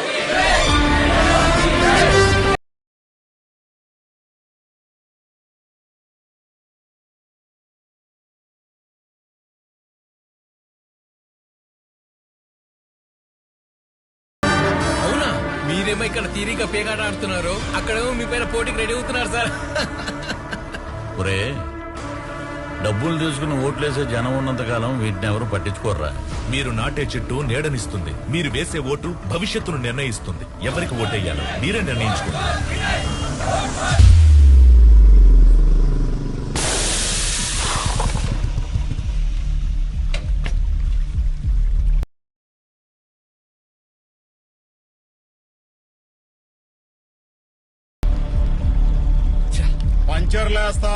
పంచర్లేస్తాం. ఏం బాబు, బండి పంచరా? అవునన్నా, కొంచెం అర్జెంటుగా వెళ్ళాలి. బండి పంచరేస్తారా? చేస్తాం. రేయ్, రాబోయే కాలానికి కాబోయే ఎమ్మెల్యే రా. పంచర్ కొంచెం గట్టిగా వేయి. నువ్వు రోజు వెళ్లే దారిలో సడన్ గా ఈ రోజే బండి పంచర్ పడిందంటే తేడా కనిపించట్లేదు. దానికి తోడు ఈ రోజే పంచరేసేవాడు కరెక్ట్ గా ఇక్కడికి రావడం చిత్రంగా ఉంది కదా. అలాగే మీరు కూడా ఎలక్షన్ లో నిలబడ్డాం చిత్రంగా లేదు. మీరంటే ఎమ్మెల్యే సార్, అసెంబ్లీకి పోతారు, మేమెక్కడికి పోతాం సార్? మళ్ళీ రౌడీజానికి వెళ్తాం. వెళ్తే ఏం జరుగుద్ది? చంపుకోవడాలు, నరుక్కోవడాలు, హత్యలు, మానభంగాలు. మేము చంపేది నరికేది ఎవరినో తెలుసా? నీ ఫ్రెండ్స్ నే. మీ లీడర్ సూర్యాన్ని అతి దారుణంగా చంపుతాం. తర్వాత మిగిలేది ఎవరో తెలుసా? మీతో తిరుగుతారు కదా ఆ తెల్లతోలు పిల్లలు.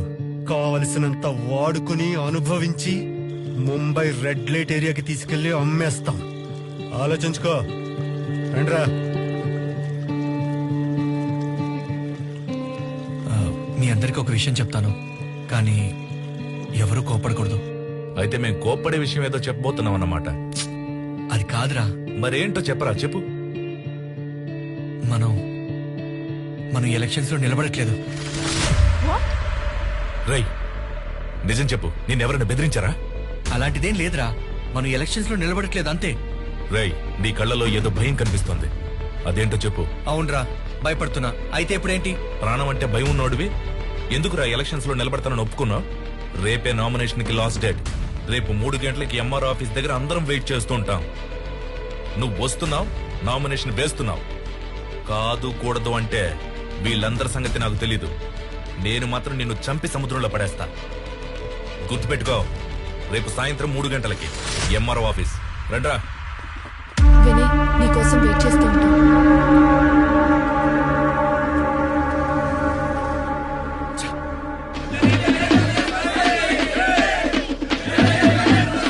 ఏమైంది వీడికి?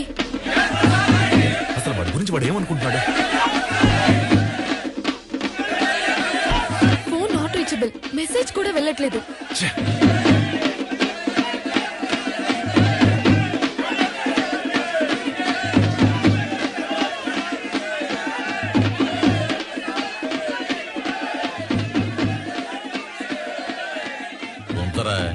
ఏదైనా కార్యక్రమానికి ఉపయోగపడతాయి. నమస్కారం ఓటర్ మహాశైలారా, మీ అమూల్యమైన ఓటును నాకే వెయ్యాలి. వేస్తారు, మీరే వేస్తారు.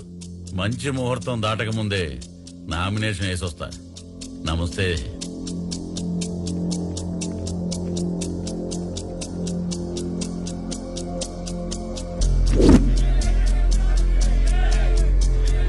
వినీకి మళ్ళీ ట్రై చేయి.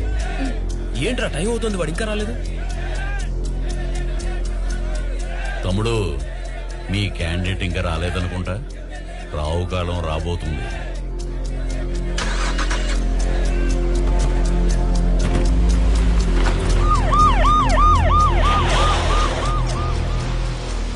నిన్ను అరెస్ట్ చేస్తున్నాం. అరెస్టా?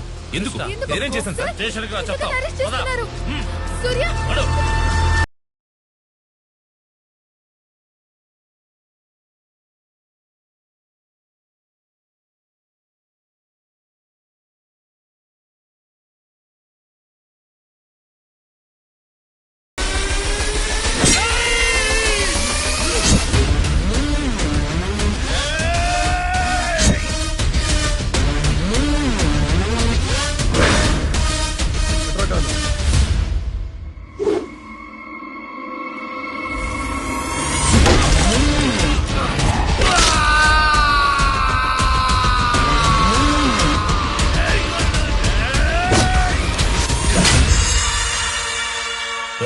తీసుకోరా.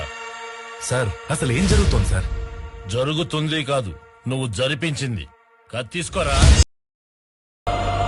ఇన్స్పెక్టర్ గారు, మా తమ్ముడితో కొంచెం మాట్లాడాలి. Okay sir. తమ్ముడు, నీకే బుర్ర ఉందనుకున్నావు. నీ రేంజ్ కాకపోయినా నాకు కూడా ఒక చిన్నది ఉంది. నువ్వు యూజ్ చేసిన ఆయుధాన్నే నేను యూజ్ చేశాను. Social media. రేపే నామినేషన్ కి లాస్ట్ డే. నువ్వు వస్తున్నావు, నామినేషన్ వేస్తున్నావు. కాదు కూడదు అంటే నేను మాత్రం నిన్ను చంపి సముద్రంలో పడేస్తా. తమ్ముడు, పాలిటిక్స్ అంటే ఆ సముద్రం లాంటిది. దీంట్లో ప్రయాణించాలంటే షిప్ అయినా ఉండాలి, లేకపోతే బోట్ అయినా ఉండాలి. నువ్వు ఒట్టి చేతులతో ఈదాలనుకున్నావు, సముద్రం మధ్యలో మునిగిపోబోతున్నావు. నీలాంటి పనికిరానోడికేరా బోట్లు షిప్పులు కావాలి. నాకు అవసరం లేదు. నిన్ను నేను వేటాడి వెంటాడి పట్టుకుంటాను. ఎందుకంటే నేను సొర చేపన్రా. వాడు నిజంగా సొరచేపేరా? తీసుకొచ్చాడు, పడేశాడు, ఇంకా ఏం చేస్తాడు? అరే పదండ్రా. బతిమాలుకున్నాం. ఏది ఏమైనా వాతావరణం మాత్రం భలే ప్రశాంతంగా, కడుపులో గడబడిగా ఉంది. ఎక్కడే బయటకు వచ్చేసేటట్టుంది. అన్నా. ఈ వయసులో ఎర్లీ మార్నింగ్ టెన్షన్ గా గంట కొడుతుందంటే నీ హెల్త్ కండిషన్ సూపర్ అన్నా.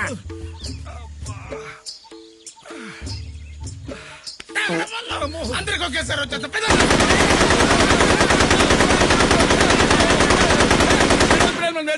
ఇక్కడ దడలు మన వస్తుంది. మా శబ్దాల ముందు నీ శబ్దం వాళ్ళు ఎక్కేంట్రా?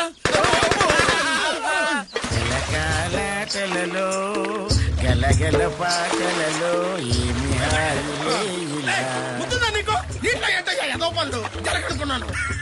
నేను మాత్రం పోవనుకున్నానా? నేను కూడా జరగనుకున్నా. పామంటే ఇంతుంటదా నీ అబ్బా? పొగడా, అది పడుకునే పావై ఉంటది. నీకు తల్లి పావుకి పిల్ల పావుకి తేడా తెలీదా? పిల్ల బిత్తరి ఎదవా. నీ పడుకునే మీ అమ్మల కడుపుల మాట. సరిగ్గా దొడ్లోకి వెళ్ళవరు, సరిగ్గా స్నానం చేయలేవరు. ఏంట్రా మాకు పరిస్థితి? ఒక్కరు కాదు, ఇద్దరు కాదు, మొత్తం 120 మంది ఎమ్మెల్యేలను ప్రీ ప్లాన్ గా కిడ్నాప్ చేసి తీసుకెళ్లిపోయాడు. ఇప్పుడు ఏం చేయాలో నాకు అర్థం కావట్లేదు. ఇదంతా చేసింది నేనే అని జనానికి కానీ మీడియాకి కానీ తెలిస్తే ఇన్నేళ్లు కష్టపడిన నా పొలిటికల్ కెరియర్ సర్వనాశనం అయిపోతుంది. మీరేం వరి అవ్వకండి సార్. ఇక ఈ విషయం నాకు వదిలేయండి. కిడ్నాపర్ల నుండి ఎమ్మెల్యేలను ఎలా సేఫ్ గా తీసుకురావాలో నేను చూసుకుంటాను. కిరణ్ సార్, ధ్రువ ఎక్కడున్నాడో ఇమ్మీడియట్ గా వచ్చి నా ఆఫీస్ లో నన్ను కలవమని చెప్పండి. Okay sir. ఉంటాను సార్.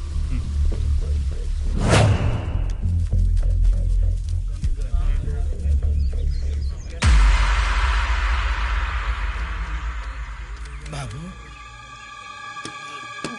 బాబు, ఏంటి? మీ గురించి వాడు మాకంతా చెప్పాడు బాబు. నిజంగా మీకు జరిగింది అన్యాయమే కాదన్నాం, కానీ వాడొక్కడు తప్పు చేస్తే మమ్మల్ని అందరిని ఎందుకు తీసుకొచ్చారు బాబు? కావాలంటే వాడిని ఒక్కడే ఇక్కడ ఉంచుకొని మమ్మల్ని అందరినీ విడిచిపెట్టేయండి బాబు. సరే, మీరు చెప్పినట్లు మిమ్మల్ని అందరినీ వదిలేస్తా. దానికి ముందు మీ అందరినీ ఓ 3 ప్రశ్నలు అడుగుతా. కరెక్ట్ గా సమాధానం చెప్పారనుకోండి, ఈ రోజే ఇప్పుడే వదిలేస్తా. Question number 1. మీలో సన్నీ లియోన్ ఎంతమందికి తెలుసు? ఎందుకు తెలియదు సార్, ఆవిడ నాకు ఎంతో ఇష్టమైన సార్. ఆవిడ వీడియోలు చూడకుండా నిద్రపడలేదు అనుకోండి. Question number 2. పూజా హెగ్డే ఎంతమందికి తెలుసు? బాబు పూజ ఎగ్జాక్ట్ పెద్ద హార్డ్ కోర్ ఫ్యాన్ బాబు. బాబు నువ్వు అడిగితే ఏదైనా కాదంటానా? నువ్వు అడిగితే ఏదైనా కాదంటానా? బాబు లేటెస్ట్ సీట్ అలవైకుంటా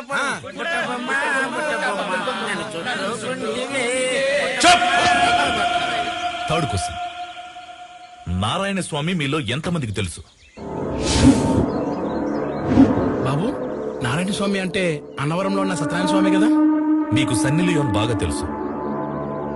పూజా హెగ్డే ఎన్ని సినిమాలు ఎవరెవరితో చేసిందో కూడా తెలుసు. కానీ ప్రజల కోసం తన ప్రాణాలు సైతం పోగొట్టుకున్న నారాయణ స్వామి ఎవరో మీకు తెలీదు. ఎవరు బాబు ఆయన? దేవుడా? దేవుడే, కానీ గుడిలో ఉండే దేవుడు కాదు, ప్రజల గుండెల్లో ఉండే దేవుడు నారాయణ స్వామి.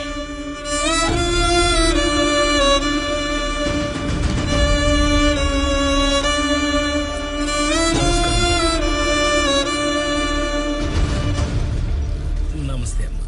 నమస్తే నమస్తే.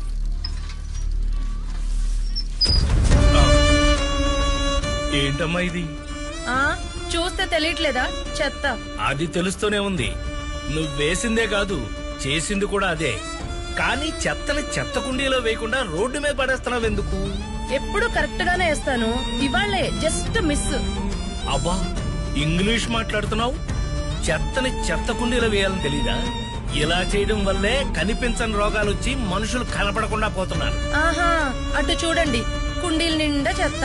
దాన్ని క్లీన్ చేయాల్సిన మున్సిపాలిటీ వాళ్ళు ఒక్కళ్ళు కూడా కనిపించకుండా పోయారు. వారం నుంచి చూస్తున్నా ఒక్కళ్ళన్నా వస్తారేమో అని.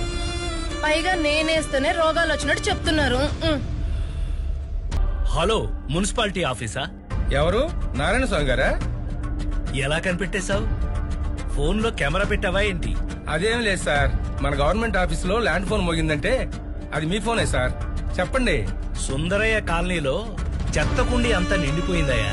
కాలనీ అంతా కంపు కొట్టేస్తాం, దాన్ని క్లీన్ చేయించొచ్చు కదా. ఓ అదే, ఆ చెత్త తీసే పని మాది కాదండి, ప్రైవేట్ వాళ్ళకి కాంట్రాక్ట్ ఇచ్చాం. ఏంటి, చెత్త క్లీన్ చేసే పని కూడా ప్రైవేట్ వాళ్ళకి ఇచ్చారా? మరి మీరేం చేస్తున్నారు? మీలాంటి వాళ్ళు అడిగే సందేహాలకు సమాధానం ఇస్తుంటాంలేండి. సరే, ఆ కాంట్రాక్టర్ నెంబరు.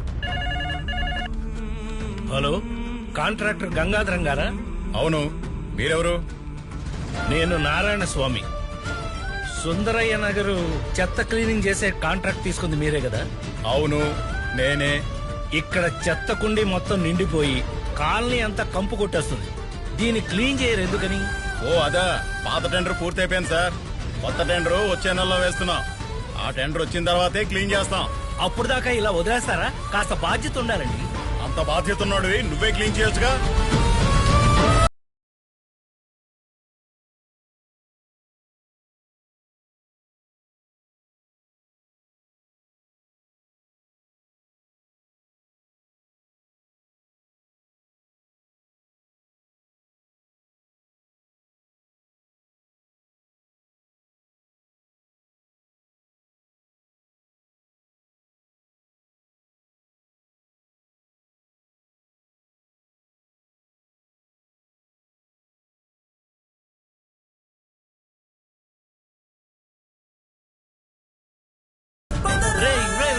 ఇప్పుడే కదా క్లీన్ చేశాను. నేను క్లీన్ చేసిన ఉచ్చబోయడానికే. అక్కడ పబ్లిక్ బాత్రూమ్ ఉన్నాయి, అక్కడికి వెళ్ళి పోయొచ్చుగా. నేను చాలా రోజుల నుంచి ఇక్కడే పోస్తున్నా. రేపటి నుంచి ఇక్కడ పొయ్యకు.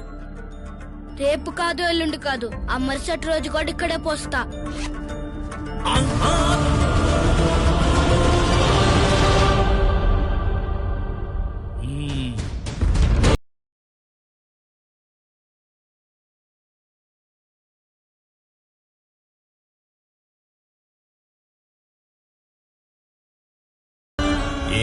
పోయలేదే.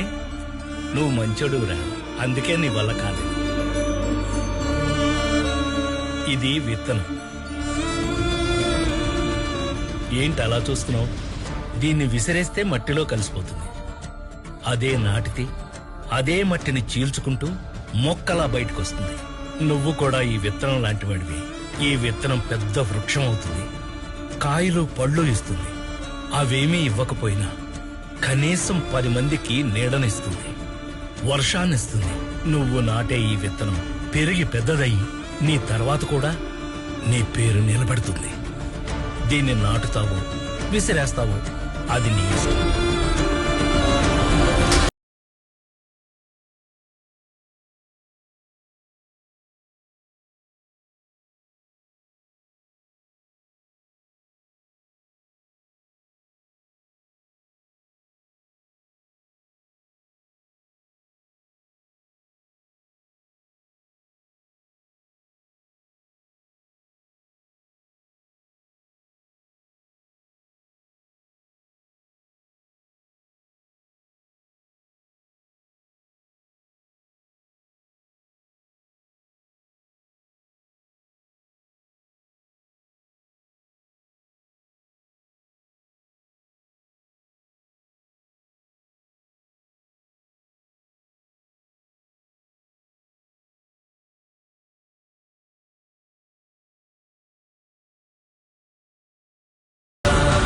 బుద్ధుందా?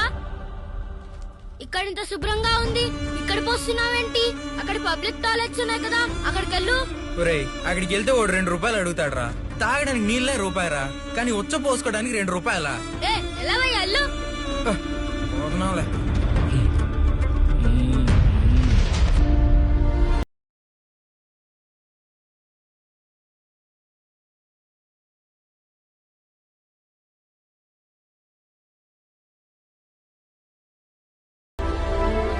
చూడు, జాతీయ జెండాని తిరగేసి పెట్టుకోకూడదు, తప్పు. జాతీయ జెండాని ఇలా పెట్టుకోవాలి, పైన కాషాయం కింద పచ్చ. దా జెండా ఎగరి. ఏంటి అలా చూస్తున్నావు? నువ్వు నాటిన విత్తనమే కాదు, నేను నాటిన విత్తనం కూడా పెరగడం మొదలైంది, మహావృక్షం అయిపోతుంది. దా ఎగరి.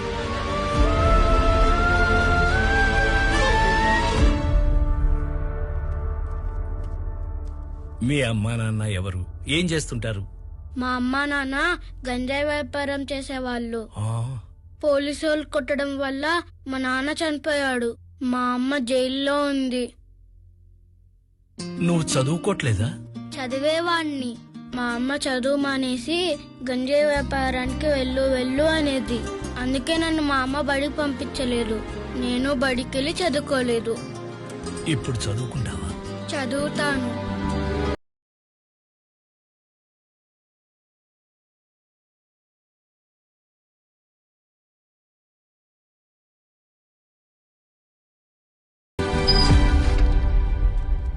ఏమయ్యా, స్కూల్ పక్కన మందు అమ్మడమే తప్పు, అది చిన్నపిల్లలకు అమ్ముతున్నావు.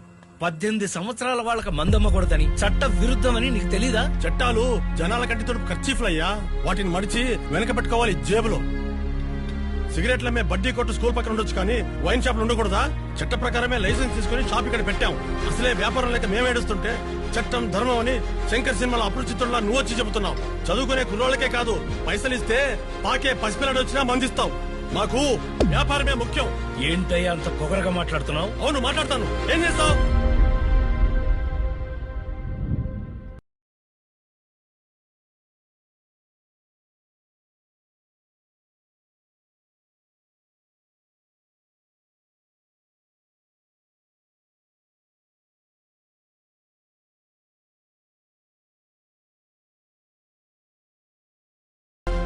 ఇన్స్పెక్టర్ గారు, మీరు అతను కొట్టడానికి రూల్స్ ఒప్పుకోవండి. రేపు అతను కోర్టులో హాజరుపరచండి. అక్కడ మద్యం దుకాణం మూయించేసి మీరు మా కోసం మంచి పని చేశారయ్యా. నిజంగా మీలాంటి వాళ్ళు నాయకులైతే మాలాంటి వాళ్ళ కోసం ఇంకెన్నో మంచి పనులు చేస్తారయ్యా.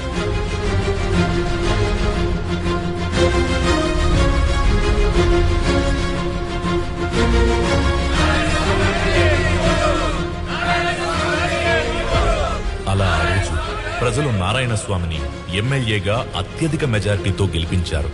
తనను గెలిపించిన ప్రజల కోసం ఏదైనా చెయ్యాలనే తపనతో ప్రజల కష్టసుఖాలు తెలుసుకోవడానికి ప్రతి ఇంటి గడప తొక్కాడు.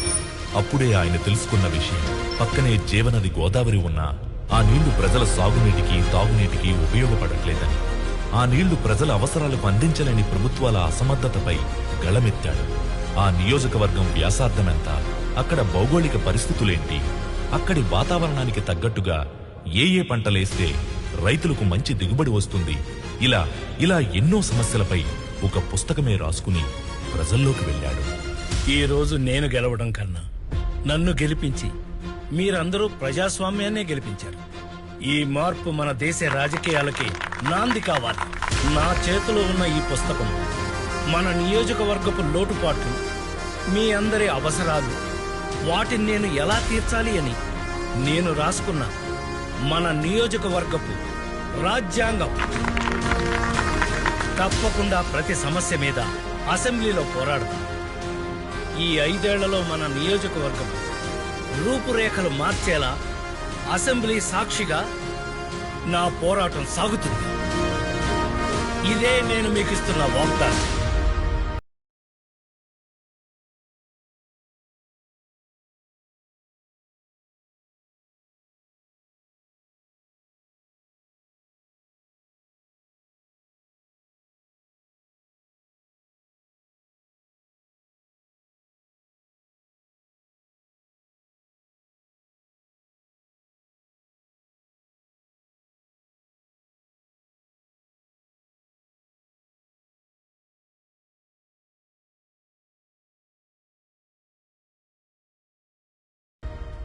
అధ్యక్ష, ఇది మా నియోజకవర్గ సమస్యల పుస్తకం. తమరు కొంచెం సమయం కేటాయిస్తే మా నియోజకవర్గ సమస్యలన్నీ మీకు విన్నవించుకుంటారు.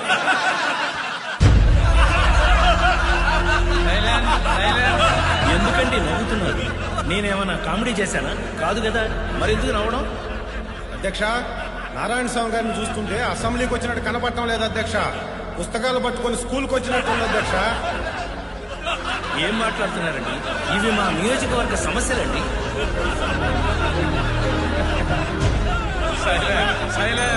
స్పీకర్ గారు సైలెన్సర్ అని నవ్వుతారేంటండి? ఆపండి, ఆ నవ్వులు ఆపమని మీరైనా చెప్పండి అధ్యక్ష. The house is elected. Tomorrow at 8 AM.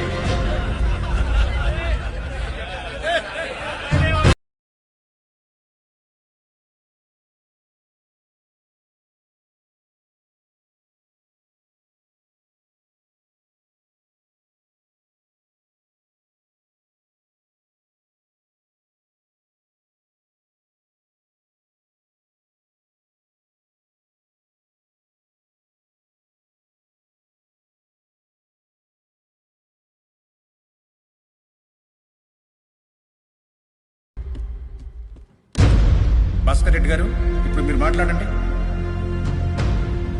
అధ్యక్ష, గత ప్రభుత్వం యొక్క దిక్కుమాలిన పాలన వల్ల ఈ రాష్ట్రం మొత్తం భ్రష్టు పట్టిపోయింది అధ్యక్ష.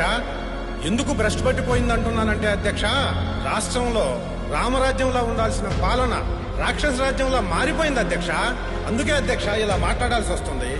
ఏం మాట్లాడుతున్నావు నువ్వు? మమ్మల్ని రాక్షస పాలన అంటావా?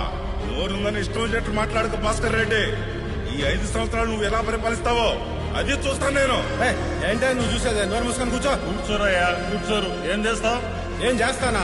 మా మెజారిటీ ఎంతో తెలుసుగా, 100 మంది. మేము తలుసుకున్నామంటే మీలో ఒక్కడ కూడా ఈ అసెంబ్లీ దాటి బయటికి పోలేడు. కురుక్షేత్రంలో కౌరవులు కూడా మీలాగే 100 మంది. కానీ ఏవయ్యారో తెలుసుగా, ఎక్కడెవరో చేతి గాజులు వేసుకోలేదు. మాట్లాడించాలు. కూర్చో. మీరెవరైనా మమ్మల్ని కూర్చోమంటానికి? ఇప్పుడు మీ ముందు చెప్తున్నాను, మాకు గాని చక్కెరగిందంటే నిజంగా మీలో ఎవడో అసెంబ్లీ దాటి బయటికి వెళ్ళడం.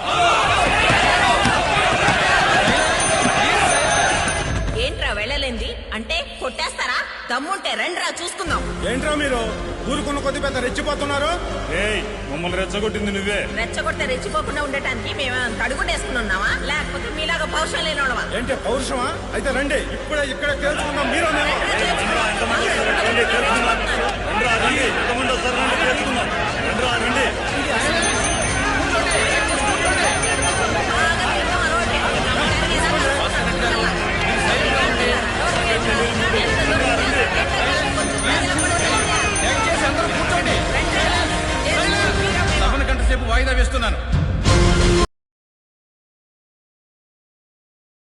భద్రాచలం నియోజకవర్గ ఎమ్మెల్యే నారాయణ స్వామి గారిని మాట్లాడవలసిందిగా కోరుచున్నాను. అధ్యక్ష, ఈ సభాముఖంగా వీళ్ళందరి సమక్షంలో నేను ఒక విషయం చెప్పదలుచుకున్నాను. అధ్యక్ష, ఇక్కడ ఉన్న వాళ్ళందరూ ప్రజాప్రతినిధులే. ప్రజలు ఓటేస్తే గెలిచిన వాళ్లే. ఆ ఓటేసిన ప్రజల గురించి మాట్లాడకుండా ఇలా నిండు సభలో ఒకరినొకరు తిట్టుకోవడం, గొడవలు పట్టడం ఏం బాలేదు అధ్యక్ష. ఇది ప్రజాస్వామ్యానికే సిగ్గుచెట్టు. అధ్యక్ష, నారాయణ స్వామి గారు సభా మర్యాద లేకుండా మాట్లాడుతున్నారు. జనాలు గుడ్డిగా ఓట్లేస్తే గెలిచి ఇక్కడికి వచ్చి కూర్చోలేదు అధ్యక్ష. మేము అలాంటి మమ్మల్ని పట్టుకొని సిగ్గులేని వాళ్ళు అంటాడా? ఈ విషయం మీద నారాయణ స్వామి గారు వెంటనే మాకు క్షమాపణ చెప్పి తీరాల్సిందే.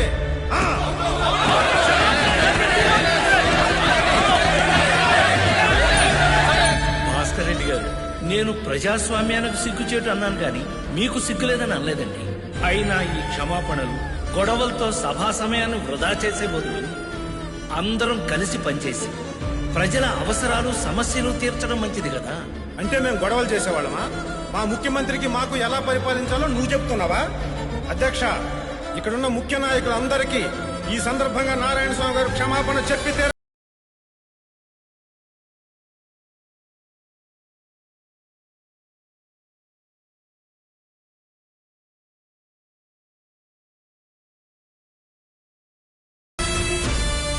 సభలో జరిగిన దానికి మీరేం బాధపడకండి అయ్యా. అన్నీ సర్దుకొని మళ్ళీ మన సమస్యలు చెప్పుకునే అవకాశం మీకు వస్తుందయ్యా. మగవాడికి మైకిస్తే ఏంటి ప్రయోజనం? ఎన్ని అవకాశాలు వస్తే మాత్రం ఏం ఉపయోగం? గొంతు విప్పి మాట్లాడితే కదా. గోవింద్, ఏం మాట్లాడుతున్నావు నువ్వు? పిచ్చి పిచ్చిగా ఉందా? నోరు మూసుకుని ఎక్కడి నుంచి ఎలా? ఆడి మాటలు మీరేం పట్టించుకోకండి అయ్యా. వాడన్న దాంట్లో తప్పేం లేదు సుబ్బయ్య. మీరు వాడిలో ఆవేశాన్ని చూస్తున్నారు, నేను వాడిలో ఆవేదన చూస్తున్నాను.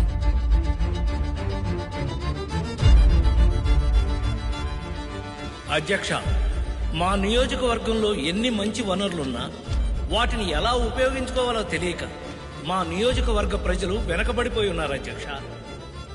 వాళ్ల గురించి అధికార పార్టీ వాళ్ళకి ఎన్నిసార్లు విన్నవించుకున్నా నిధులు కేటాయించట్లేదు అధ్యక్ష. ఇలా అయితే మమ్మల్ని నమ్ముకున్న నియోజకవర్గ ప్రజలు ఏమైపోవాలి అధ్యక్ష? చెప్పండి అధ్యక్ష. నారాయణ స్వామి గారు, మీ నియోజకవర్గ ప్రజల సమస్యల గురించి వచ్చే సమావేశాల్లో తప్పకుండా చర్చించుకుందాం. ఇక మీరు కూర్చోండి. అధ్యక్ష, నేను ఇంతవరకు మాట్లాడటం మొదలే పెట్టలేదు, అప్పుడే కూర్చోమంటే ఎలా అధ్యక్ష? నారాయణ స్వామి గారు, ప్లీజ్ మీరు కూర్చోండి. శ్రీనివాస్ గౌడ్ గారు, మీరు మాట్లాడండి. అధ్యక్ష, ఇది సభా మర్యాద కాదు అధ్యక్ష. మా నియోజకవర్గ సమస్యల గురించి నన్ను మాట్లాడివ్వండి అధ్యక్ష. ప్లీజ్ నారాయణ స్వామి గారు, మీరు కూర్చోండి. చివరిగా 10 నిమిషాలన్నా నాకు కేటాయించండి అధ్యక్ష, ప్లీజ్. శ్రీనివాస్ గౌడ్ గారు, మీరు మాట్లాడండి. అధ్యక్ష, రాష్ట్రంలో సీఎం గారి పరిపాలన చూస్తుంటే ద్వాపర యుగంలో శ్రీరాముడు పరిపాలించినట్టుగా ఉంది అధ్యక్ష. ఆ విషయం నేనే కాదు అధ్యక్ష, స్వయంగా ప్రజలు చెప్తున్నారు అధ్యక్ష. అధ్యక్ష, రాముడు పరిపాలించింది త్రేతాయుగంలో అధ్యక్ష. ద్వాపర యుగంలో పరిపాలించింది శ్రీకృష్ణుడు అధ్యక్ష. ఆ చరిత్ర తెలుసుకొని మాట్లాడమని చెప్పండి అధ్యక్ష. చెప్పాను కదా, అసమర్థుడిని తీసుకెళ్లి శాసనసభలో కూర్చోబెడితే నాయకుడు అనరు. నాయకుడు అంటే శాసనసభని దడబుట్టించాలా, బెదిరించాలా, అవసరమైతే ఎదురెళ్లి పోరాడాలా. అవే అక్కడ నాయకుడికి ఉండాల్సిన లక్షణం. అవేవి యుద్ధంలో లేవు. అవి ఇప్పుడు కొత్తగా నేర్చుకున్నారావు. నెల రోజుల నుంచి కాలేజీలకు కూడా వెళ్లకుండా మిమ్మల్ని ఎమ్మెల్యేగా గెలిపించాం. ఎందుకు? మాకు ఉద్యోగాలు తెస్తారని, మమ్మల్ని ఉద్ధరిస్తారని. కానీ మిమ్మల్ని ఇలా చూస్తుంటే అదేమీ జరిగేటట్టు అనిపించట్లేదు సార్. ఇలా చెబుతున్నానని ఏం అనుకోకండి అయ్యా. అసెంబ్లీలో గొంతు విప్పి అరిచి మాట్లాడేవాడే నాయకుడయ్యా. అలాంటి వాడితోనే పనులు అవుతాయి, సమస్యలు తీరుతాయి. నా మాట విని ఎమ్మెల్యే పదవికి రాజీనామా చేసేయండి. భద్రాచలం నియోజకవర్గ ఎమ్మెల్యే నారాయణ స్వామి గారిని మాట్లాడవలసిందిగా కోరుచున్నాను. అధ్యక్ష, మా నియోజకవర్గం చుట్టూ నీళ్లున్నా ఒక్క గుక్క నీళ్లు కూడా తాగడానికి పనికిరావు అధ్యక్ష. వాళ్ళు ఎలాంటి దౌర్భాగ్య స్థితిలో ఉన్నారో ఒక్కసారి ఆలోచించండి అధ్యక్ష. ఇలా ఒక్క సమస్య కాదు అధ్యక్ష, విద్య, వైద్యం, రోడ్లు ఇలా చెప్పుకుంటూ పోతే నియోజకవర్గం అంతా సమస్యలే. అందుకే ఇప్పటికైనా మీరు అధ్యక్ష, నారాయణ స్వామి గారి నియోజకవర్గంలో కేవలం ప్రజలకు మాత్రమే సమస్యలు ఉన్నాయి అధ్యక్ష. కానీ రాష్ట్రంలో అధికార పార్టీ వాళ్ళు కాస్తున్న కల్తీ సారా వల్ల ప్రజలు ప్రాణాలే పోగొట్టుకుంటున్నారు అధ్యక్ష. అధికారం చేతిలో ఉంది కదా అని డబ్బే లక్ష్యంగా పెట్టుకున్న ఈ అధికార పార్టీ వాళ్ళు అసలు ప్రభుత్వాన్నే నడుపుతున్నారా లేక మద్యం దుకాణాలనే నడుపుతున్నారా చెప్పాలి అధ్యక్ష. మేము కేవలం మద్యం దుకాణాలే నడుపుతున్నాం అధ్యక్ష. ఈ ప్రతిపక్షం వాళ్ళు అధికారంలో ఉన్నప్పుడు ఏకంగా బ్రోతల హౌసులో నడిపారు అధ్యక్ష. దానికి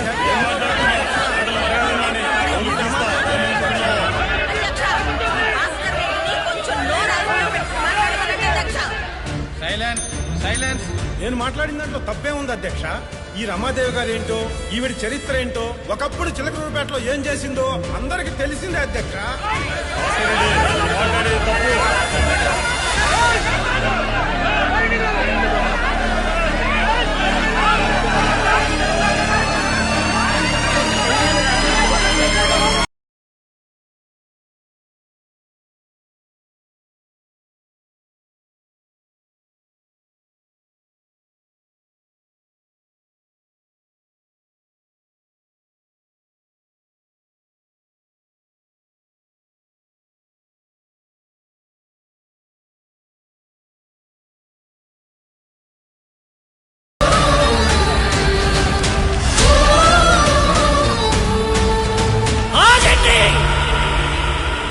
ఇది శాసనసభ లేకపోతే కురుసభ?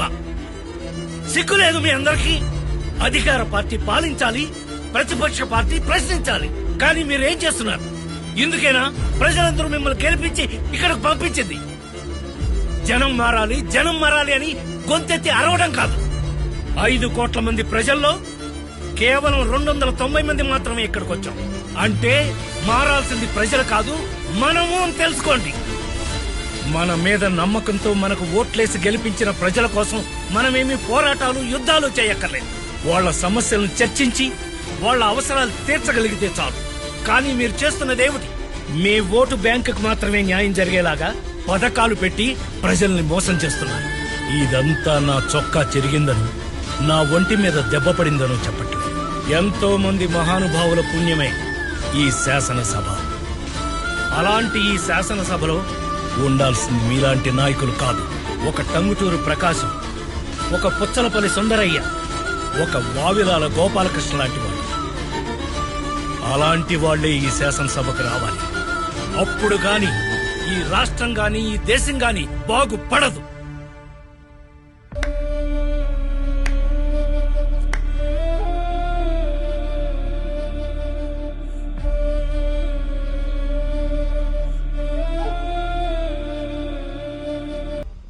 ఇప్పుడైనా చెప్పండి అయ్యా, ఎందుకు ఇలా ఉన్నారు?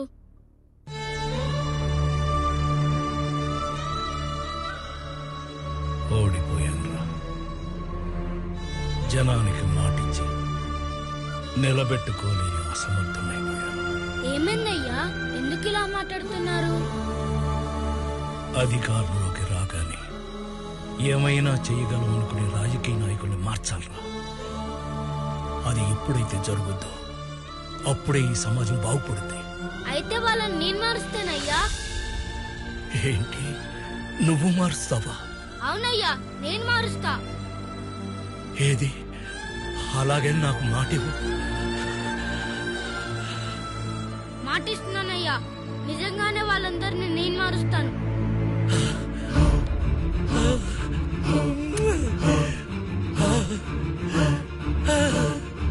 మార్చాలి, నువ్వే మార్చాలి.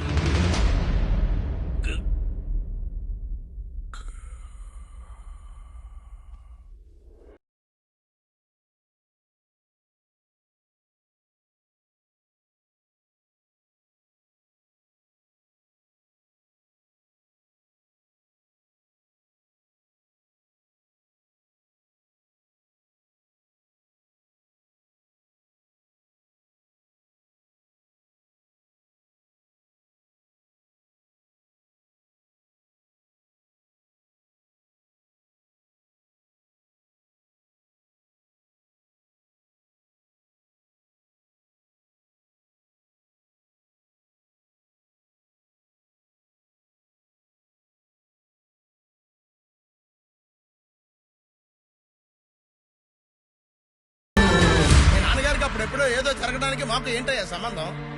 అయినా ప్రజాసేవ చేసుకునేవాళ్ళం. మమ్మల్ని ఇక్కడికి తీసుకొచ్చి ఇలా ఇబ్బంది పెట్టడం కరెక్ట్ కాదు బాబు. ప్రజాసేవ? ఏం ప్రజాసేవ చేస్తున్నారు మీరంతా? ఒక్కటి చెప్పండి. నెల తిరగకుండానే రేషన్ ఇస్తున్నాం, ముసలాళ్ళకి వికలాంగులకి ప్రతి నెల పెన్షన్ ఇస్తున్నాం, నిరుద్యోగులకు నిరుద్యోగ భృతి ఇస్తున్నాం. ఇన్ని మంచి పనులు చేస్తున్నాం. ఇవన్నీ సేవ కాదా? ప్రజాసేవ చేయడం అంటే టైంకి రేషన్ బియ్యం కందిపప్పు ఇవ్వడం కాదు సార్. అయినా 20 ఏళ్ల కుర్రాడికి ఎందుకు సార్ నిరుద్యోగ భృతి? వాడు కష్టపడలేడా? 2 ఎకరాల రైతుకి ఎందుకు సార్ రేషన్ బియ్యం? వాడు పండించుకోలేడా? మీ ప్రభుత్వ పథకాల వల్ల కష్టపడే తత్వం, పండించే సామర్థ్యం చచ్చి బద్ధకం నిద్రలేస్తోంది సార్. ఏ రోజైతే మీ ఉచిత పథకాల కన్నా కష్టపడటమే ఉత్తమమని ప్రజలు ఎప్పుడైతే నమ్ముతారో ఆ రోజే మీరు నిజమైన ప్రజాసేవ చేసినట్లు సార్. అంటే మా మీద నమ్మకం లేకుండానే ప్రజలు మమ్మల్ని గెలిపిస్తున్నారా? మీ పేరు మారుతురావు కదా? అవును. మీ నియోజకవర్గం రామాపురం కదా? అవును, రామాపురమే. మీ రామాపురం గురించి మీకేం తెలుసు కొంచెం చెప్పండి సార్. ఏముందండి రామాపురంలో? 4 మండలాలు, 6 గవర్నమెంట్ ఆసుపత్రులు, 20 ప్రైవేట్ ఆసుపత్రులు, 12 సినిమా థియేటర్లు, 130 వైన్ షాపులు. అంతేగాక ఓటర్లు అంటారా, రెడ్లు 50,000 మంది, కాపులు 70,000 మంది, మిగతా ఓసీ క్యాస్ట్లు అన్ని కలిపి 1,00,000.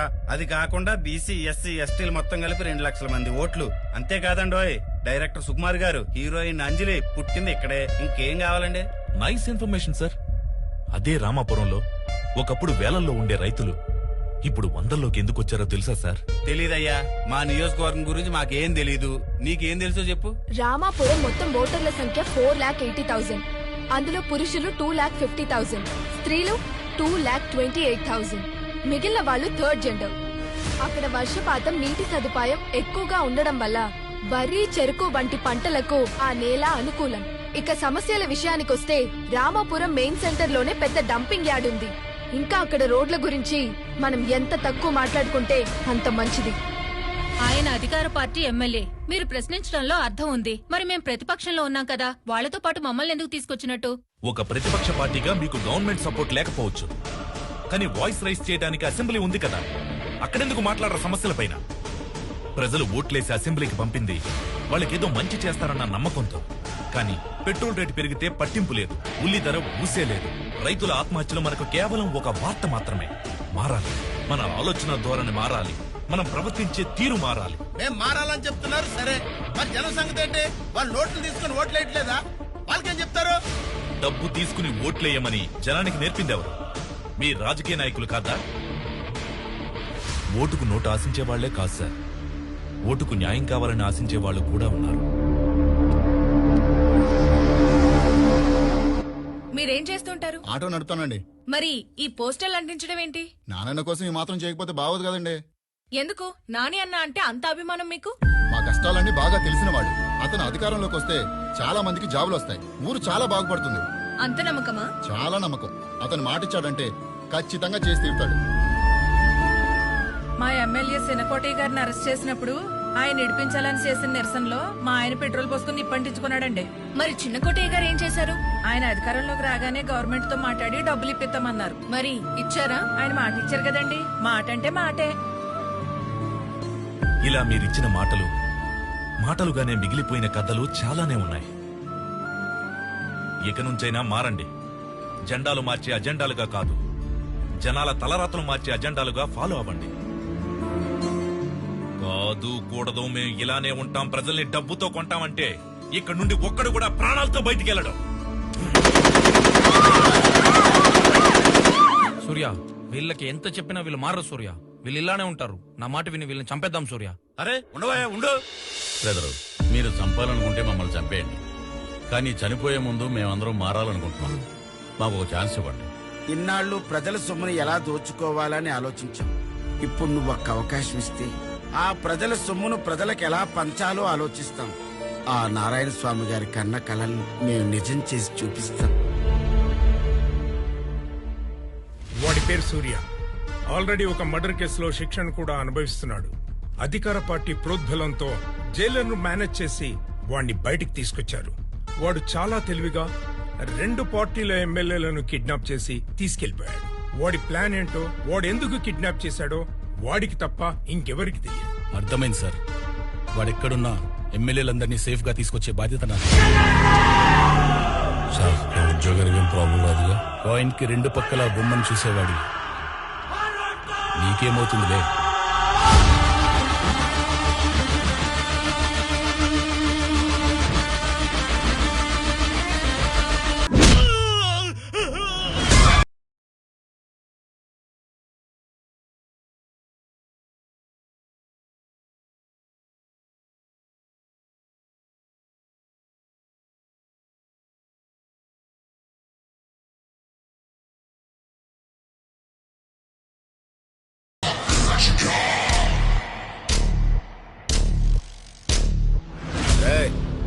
వాళ్ళని చంపేసి ఎమ్మెల్యేలని తీసుకోరండ్రా. కాన్ ఆతా దేఖ్లేదు. ఆగండి.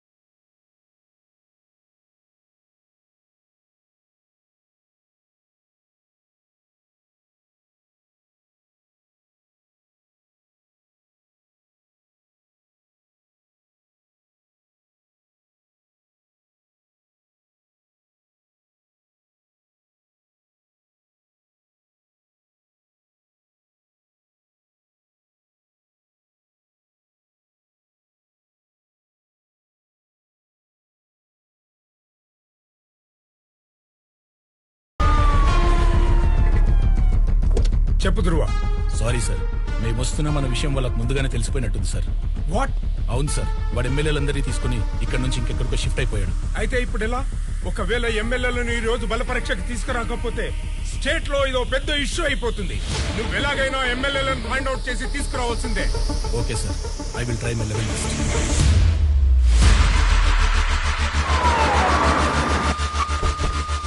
ఇదిగోండి మేడం ఫైలు. అందరి సంతకాలు దీంట్లో ఉన్నాయి. మా గవర్నమెంట్ ని సపోర్ట్ చేసే MLAs list sir. Thank you sir.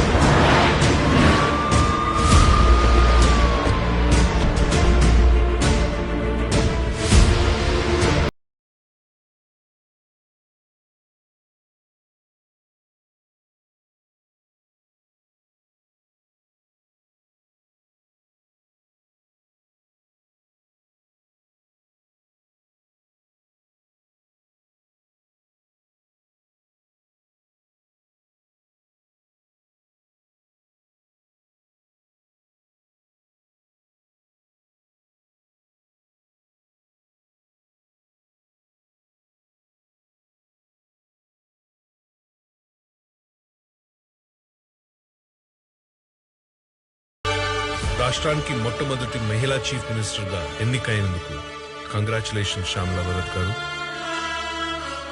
Best wishes. ఒక వ్యక్తి చేసిన మంచి పని వలన ఈ రోజు మనమంతా కొత్త ఆలోచనలతో కొత్త అసెంబ్లీని చూస్తున్నామంటే ఇది అందరూ ఒప్పుకొని తీరాలి. ప్రజలకు మంచి చేయాలంటే సభలో సభ్యుల మధ్య సఖ్యత అనేది అవసరం. ముందుగా ప్రతిపక్ష పార్టీ తరఫు నుండి ఏవైనా ప్రజా సమస్యలుంటే ప్రస్తావించవలసిందిగా కోరుతున్నాం. అధ్యక్ష, అసెంబ్లీ సమావేశాలు మొదలుపెట్టిన మొదటి రోజు అది మొదటిగా ప్రతిపక్ష పార్టీ సభ్యులకు మాట్లాడే అవకాశం ఇచ్చిన ముఖ్యమంత్రి గారికి, స్పీకర్ గారికి నా తరపున మా పార్టీ తరపున ధన్యవాదాలు తెలియజేసుకుంటున్నాను. గత 2 సంవత్సరాలుగా కరోనా అనే మహమ్మారి ప్రజా జీవితాన్ని ఎంతలా అతలాకుతలం చేసిందో, ప్రజల ఆరోగ్య విషయంలో మనం మేల్కోవాల్సిన సమయం వచ్చింది. అందుకుగాను పేద ప్రజలకు న్యాయం చేయవలసిందిగా ప్రతిపక్షం పార్టీ తరపున కోరుతున్నాం అధ్యక్ష. ఈ విషయంపై రాష్ట్ర ముఖ్యమంత్రి శ్యామలా భరత్ గారిని మాట్లాడవలసిందిగా కోరుతున్నాం. అధ్యక్ష, ముందుగా ఇలాంటి చక్కని వాతావరణంలో గొడవలకి తావు లేకుండా ప్రజా ప్రయోజనం కోసం ఉపయోగపడే బిల్లును సభలో ప్రవేశపెట్టిన ప్రతిపక్ష పార్టీ సభ్యులు రామ్మోహన్ రావు గారిని, ఆ పార్టీని నేను అభినందిస్తున్నాను.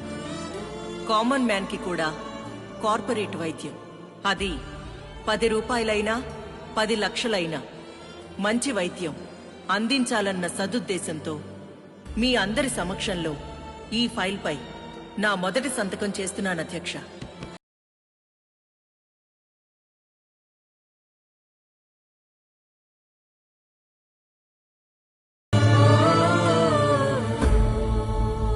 మొత్తానికి నువ్వు అనుకున్నది సాధించావు సూర్య. నెక్స్ట్ నీ ప్లాన్ ఏంటి? మన దేశ అభివృద్ధిని ఎవరైతే అడ్డుకుంటున్నారో వాళ్లే నా నెక్స్ట్ టార్గెట్.